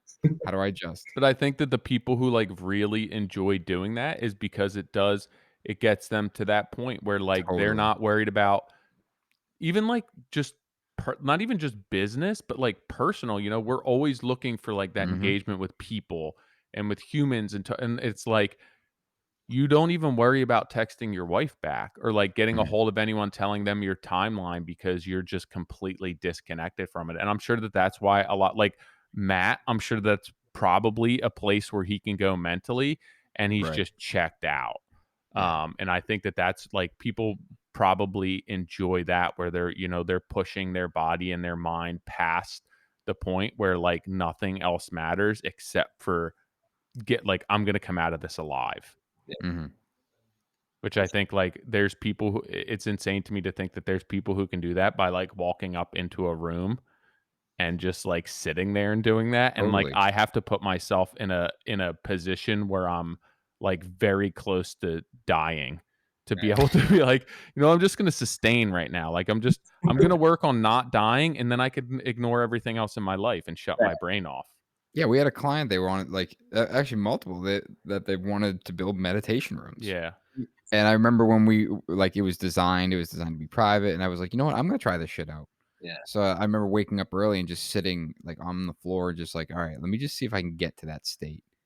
And one time I'm like, all I'm doing is thinking about everything I have to do in Yeah. about an hour. And the other time I literally fell asleep.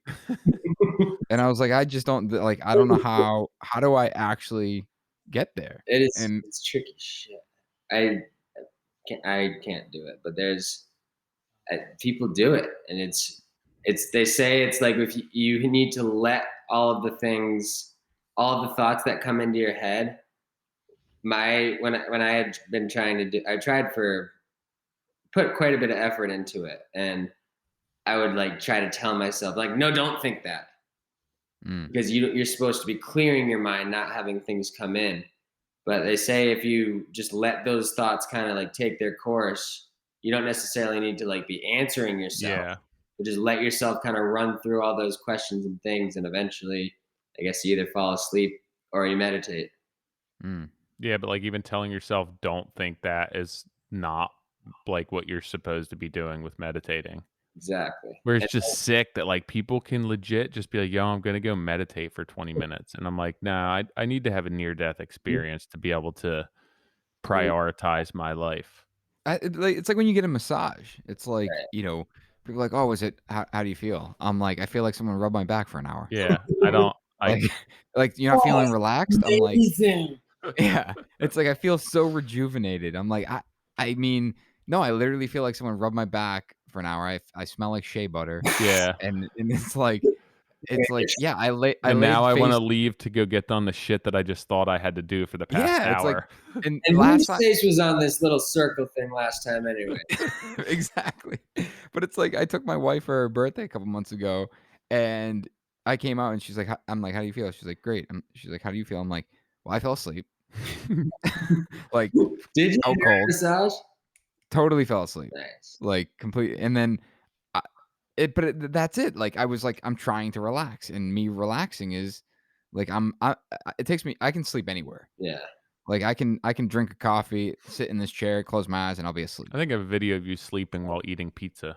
Yeah, you sent it to me recently. But it's like that's just my state of, like, rest is, like, if I'm resting, I'm sleeping. Otherwise, like, I've trained myself that I need to always be doing something, figuring something out. Going back to your comment earlier about, like, looking at people falling down, like, there's definitely, especially recently, like, there's so much shit going on. My wife went out on a Friday night, had the kids, got the kids in bed, went right to sleep. It's 8 o'clock. I go downstairs. I turn the TV on. I sit down. I grab a drink. I don't even I don't even put anything on the TV. It's like on the Netflix screen. I open my phone up, and the next thing I know, it's 4 hours go by, and I'm like in TikTok, Mm, Yeah. just watching video after, like, learning tax strategy and how to dance. exactly. And it's like, and my immediate reaction was like, I just wasted 4 hours. And then I thought about it. I'm like, no, I didn't waste 4 hours. Like, I needed that. Yeah, I needed, exactly. like, the mindless, like I didn't want to. That that maybe that's my meditation. Yeah, TikTok and dancing. Yeah. Hey, I mindlessly did it, and it was like I was like, I just needed a break. I didn't want to have to think about things. I just wanted to sit there and chill. right. And yeah, I I mean, I think it's hope just my meditation personality isn't type for TikTok, but us. No, but like I think that it's just we need that. Like we kind of that's when we perform our best. When like there's yeah, a million balls in the air and it's high stress and there's people depending on us and like that's something that we live for. Like if we Right. didn't like that, we would choose a Look at lifestyle that was like more conducive to not having it. Like we need that, but you don't realize how much you need to step away from that some, but like we've created a lifestyle that's just about that, and like yeah. that's when we feel good and content when we're solving problems because we're not focusing on other shit. And like it makes it so much harder for us to actually disconnect. I mean, even Nick, like we'll text each other at what time of night. And it's like, I know that Nick's not supposed to be doing work shit. And I'm like, where are his wife and kids right now? He's probably like in bed with them. And we're just texting each other back about like work shit. And it's like, so he's not turning it off right now. And obviously I'm not turning it, but I tell myself I am. It's just Nick. right, The cool thing yeah, about this business is that we set our own ceilings. right, Like there's the sky's the limit, and so we know that if our minds are if we have it in us to keep problem solving and to keep like facing challenges, that's you're your own limiter in that. And I guess that's a blessing and a curse of this industry, but it's like, so you really set your own tone, whereas someone if you have a job that, say, like, I don't know, a lot of jobs have ceilings, like you can only be so good at doing certain things.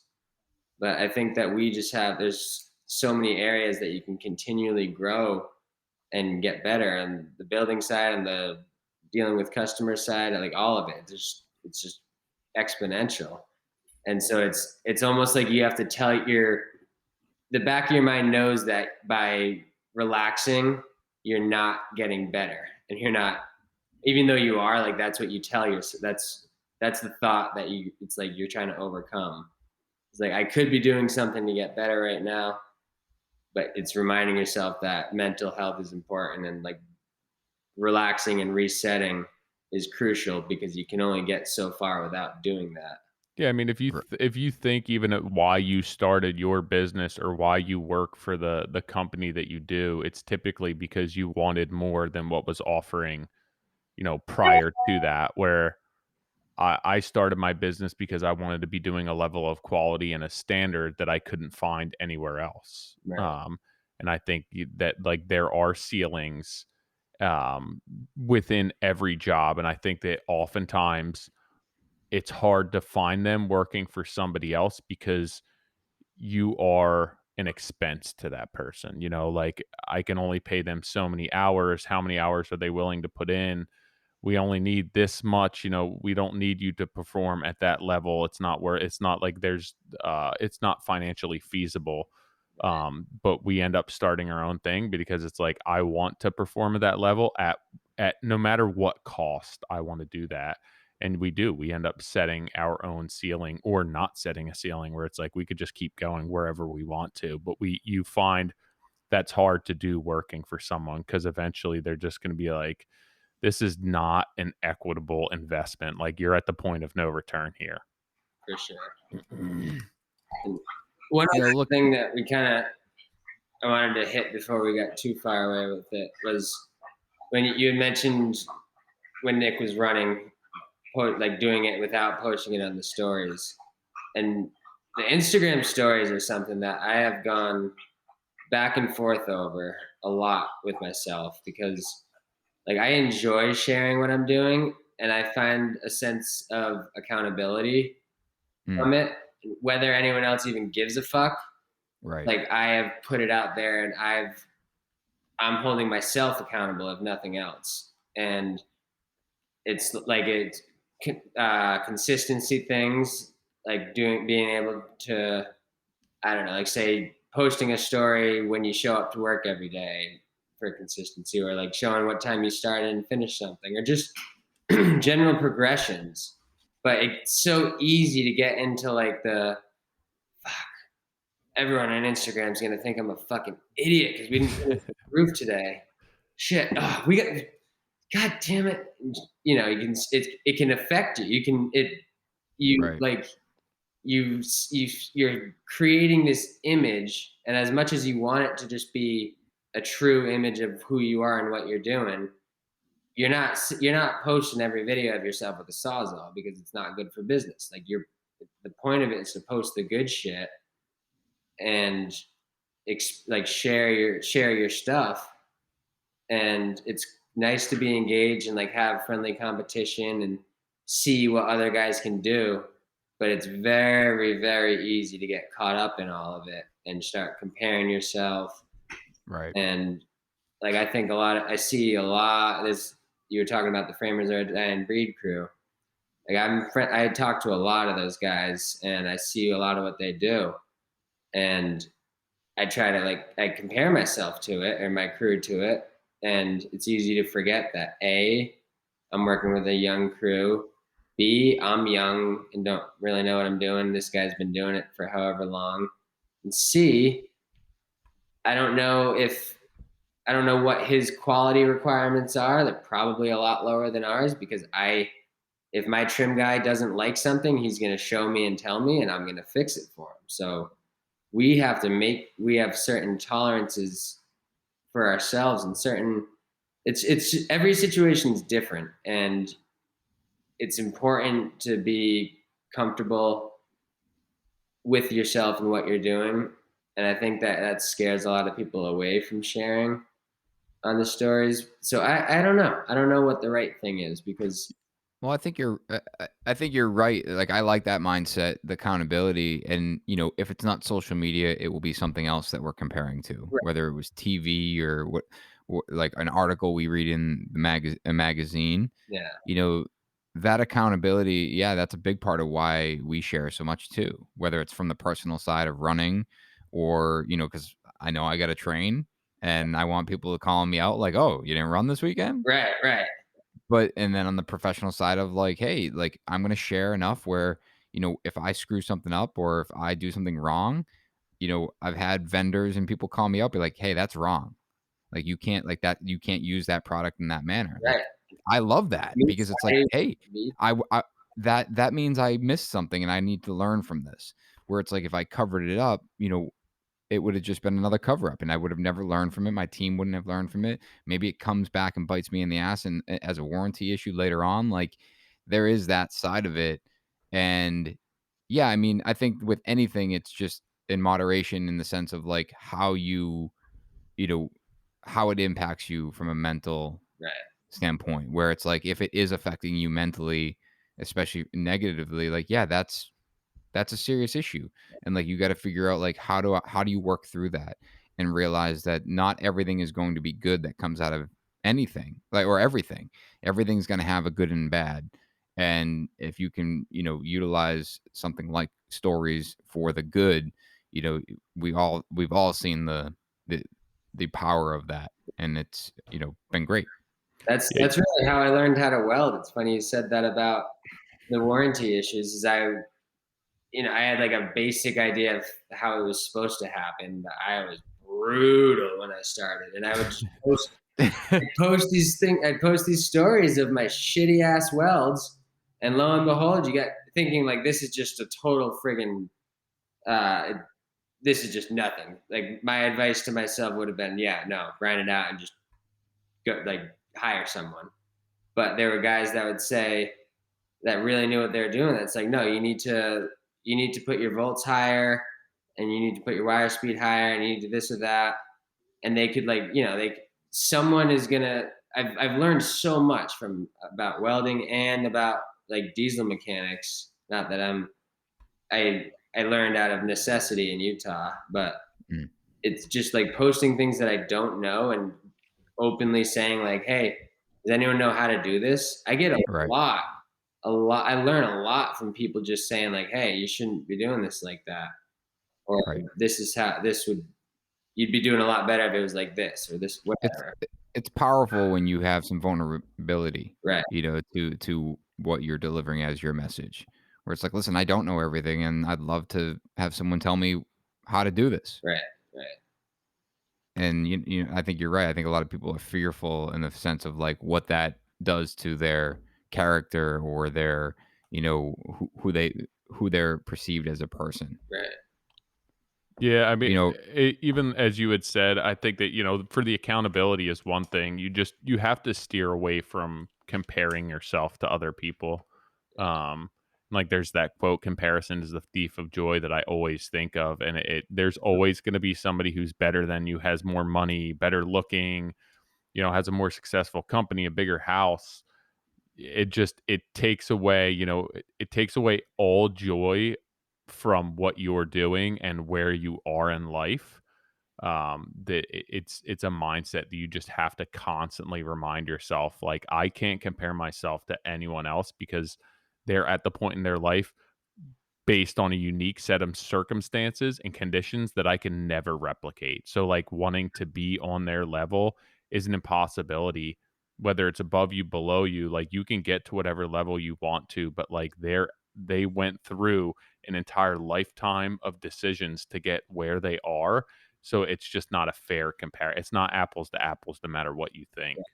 Ever, as much as it can seem that way, and it's sometimes I don't know, like it's good to have a gauge, like say I don't know something that's simple as how fast does this guy rip a sheet of plywood, or how fast what how fast is he nailing, just to like just having something to see how the best of the best are doing something in other parts of the countries. Like if you're a racer, you know what times, you know people's times, you know what the best of the best are doing. For mhm, me, it's like it's nice to.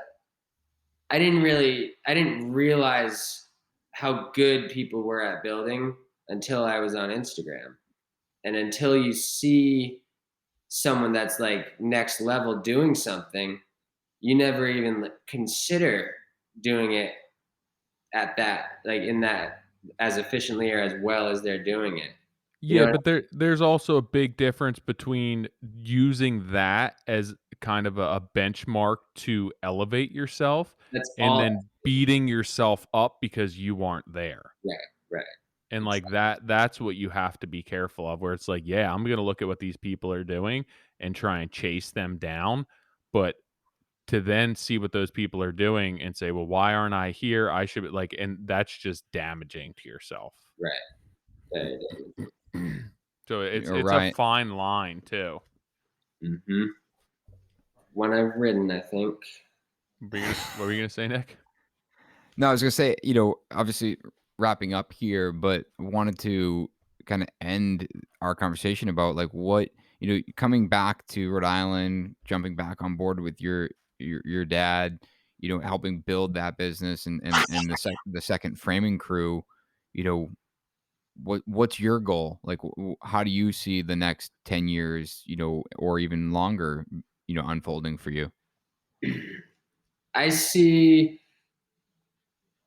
there's a few different routes that are in my mind, and one way or another, I see myself as being a part of this company, and I don't think that my dad's going anywhere in the next 10 years.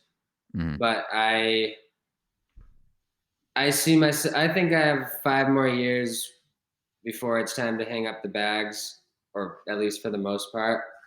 I think that. Hey, stop! Dog's chewing my cord. Direction. I'd like to head towards going from just the frame to managing a full project, and kind of take that progression and ease out of the office. But I would really like to see myself as I'd like to have the ability to continue to show guys how to build Yeah. and how to help, even if it's come to a job and like set guys up for to be working productive or efficiently, or be working doing a good job. Like I don't think that I'm quite ready to just give up all that I've learned or all that I'm going to learn. I want to be able to share that and do what I can to help the company kind of whatever. I think that's where I could be the most beneficial right now in growing as a company. But the next phase that I don't want to necessarily talk too much about, but I don't know if I want to live in Rhode Island forever. Hmm. And that's all that I'm going to say. It would be Cliffhanger. End of episode. yeah, there you go, and right there. Yeah, but it's the next 10 years. I would say would be in one way or another me maybe working like doing the same or similar things as Jeff, potentially in another state. Cool. Yeah, I'm in it. I'm in it for the long haul. That's for sure. And Cool. yeah, there's a lot that we have to kind of see. I don't want to shoot myself in the foot too much. Well, no, I mean, 5 years. Look at the last 5 years and how Yeah. the industry has evolved so quickly. Mm-hmm. I can't even imagine what we're going to be talking about in 5 years or 10 years from Right. now. I wouldn't be surprised if we were out of jobs in 10 years because robots were building the houses. Right. And I would like to think that, if that is in fact the case, that we have found another position in this industry Right. that, because I'm a firm believer that you need to adapt. You can't be that much against the grain that if this industry truly turns into a robotic industry, like, then if you want to be involved in it, you have to adapt to it Right. with the Yeah, innovation. I'm left behind. And it'll be interesting to see what that looks like. Yeah. A lot of exciting stuff. Yeah.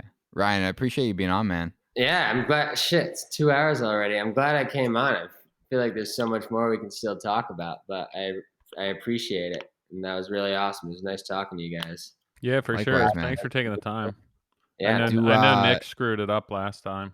no, it's I definitely did. yeah, you I was like, I'm in said Orlando. you see.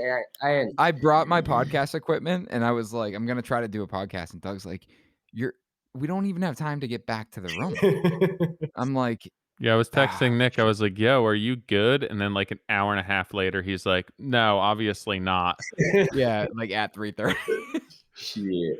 So yeah, I screwed that up. That's So I all appreciate right. you being flexible. Today got better because I got done with something that needed to get done, and I left work early in a good mood, which is pretty rare. Usually, there's a lot of leaving work early is never easy, but today it worked Yeah. well. So I'm glad it worked. yeah, If people do want to check out your stories, should they? What's your handle on Instagram? it's at R Sweenor, SWEENOR, and I'm the guy with the mullet in the picture. So, If you don't pretty already sure there's know. only one of me. But yeah, I try For to now. keep it interesting on there, keep it real for sure. And No, you definitely keep it. You're entertaining, but also, like I said, the framing, for me, like, that's something I didn't spend a lot of time in framing, and certainly not complex roofs. So I always get a kick out of your story coming up and seeing the progress that you guys make. well, it's good to hear. We're excited about it, and we're excited about the next one because we get a lot better every time. There you go. It's one benefit of the young crew. But Cool, man. all righty. Thank you. All right, we'll chat soon. Guys. I was when he logged in, I was like, I hope he's got the mullet. Oh, he definitely has the mullet. Yes. It's like not brushed. I don't like it's so interesting to see, him put these homes together, like, with such a young crew, and have, like, there's just, again, going back to something I said earlier, it's like when you look at you're looking at this as like a big house, a big complicated Yeah. framed house. And for a young crew to be able to be ahead of understanding that this isn't a big house. This is a bunch of small moments that eventually turn into a big house. I feel like can oftentimes, be daunting enough where you can't even start at step one. Yep. Like when you try to start, you're at like step five. It's like slow down, like we're not there yet. You got to set your sill seal. You got to set your sills. You got to set your rim joist. Yeah, I mean, for me, I guess the best analogy would be you look at like a built up crown molding or a built up cornice, and it looks like this elaborate pile of millwork that's well proportioned and then, perfect. And it's like, no, you pretty much just did the same thing 6 times around the room with different molding profiles. Like if you look Right. at it as a whole, it's like, that's insane. That's a 6-piece crown.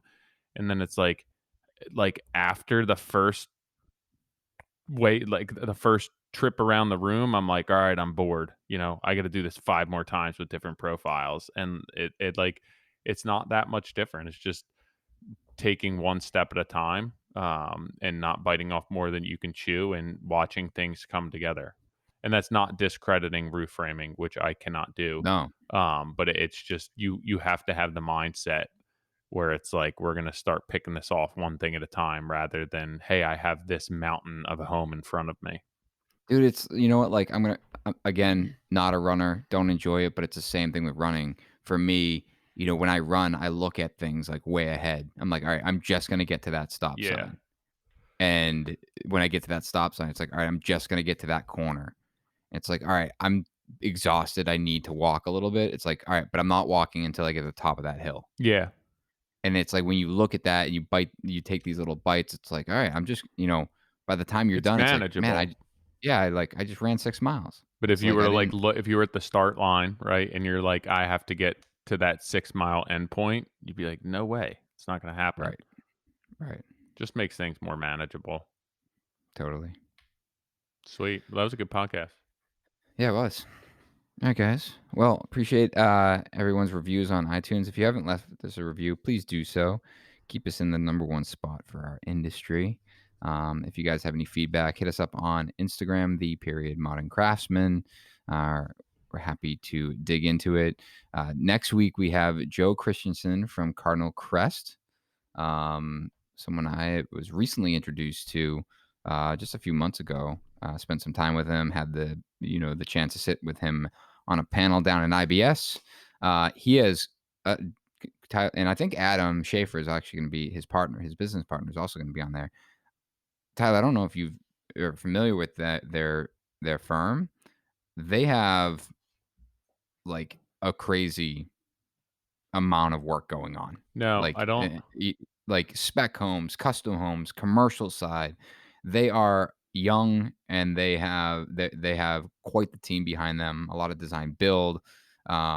Just a really interesting and like really diverse portfolio, all kind of encompassed underneath the Cardinal Crest brand. So it'll be really interesting to talk to them. Plus, they are hopping on a lot of the TikTok trends, Are which I they talked to. dancing? Yes. Did they dance? I don't I don't know. I'm think just so. asking I don't you. think they're dancing, but they are. I talked to them about that at the Builder Show, and I was like, "Dude, you guys crack me up with with these TikTok trends and how you're relating them back to the build. I don't think they're dancing. I'm pretty sure we talked about that. But either way, stay tuned next week. We'll dig into that Cool. their company with them. And they're out of Kansas City, Mm-hmm. Missouri, Missouri. not Kansas. As always, guys, this podcast is brought to you by Duration Molding and Millwork. You guys want to learn more about their products, durationmillwork.com. They were actually recently, let me back up. Boral True Exterior Trim, which is the product that Duration manufactures, was recently acquired by Westlake Royal Building Products. So I was able to catch up with those guys in IBS.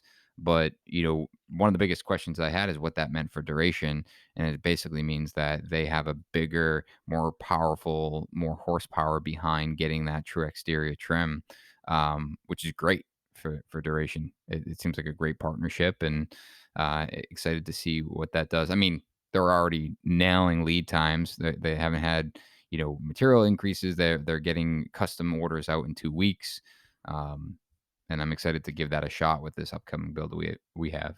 Yeah, that's amazing news. I feel like that's a good partnership too. And it doesn't, as far as duration goes, it's not like things are changing internally with them. That it's a product they use. Um, but having that network behind you and kind of that power behind you as well, as it's definitely going to help them. Totally.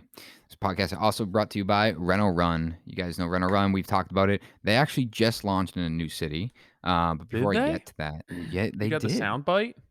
We're working on the soundbite. Actually reviewed it with them out in Orlando. They didn't know about it, but they did just launch in DC.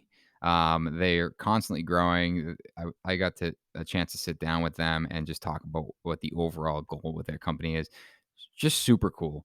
And the fact that they're, basically getting any building materials exactly when you need them, those last minute deliveries running to the store for you, really simplifying the process about getting building materials to you without you wasting an enormous amount of time by leaving the job site.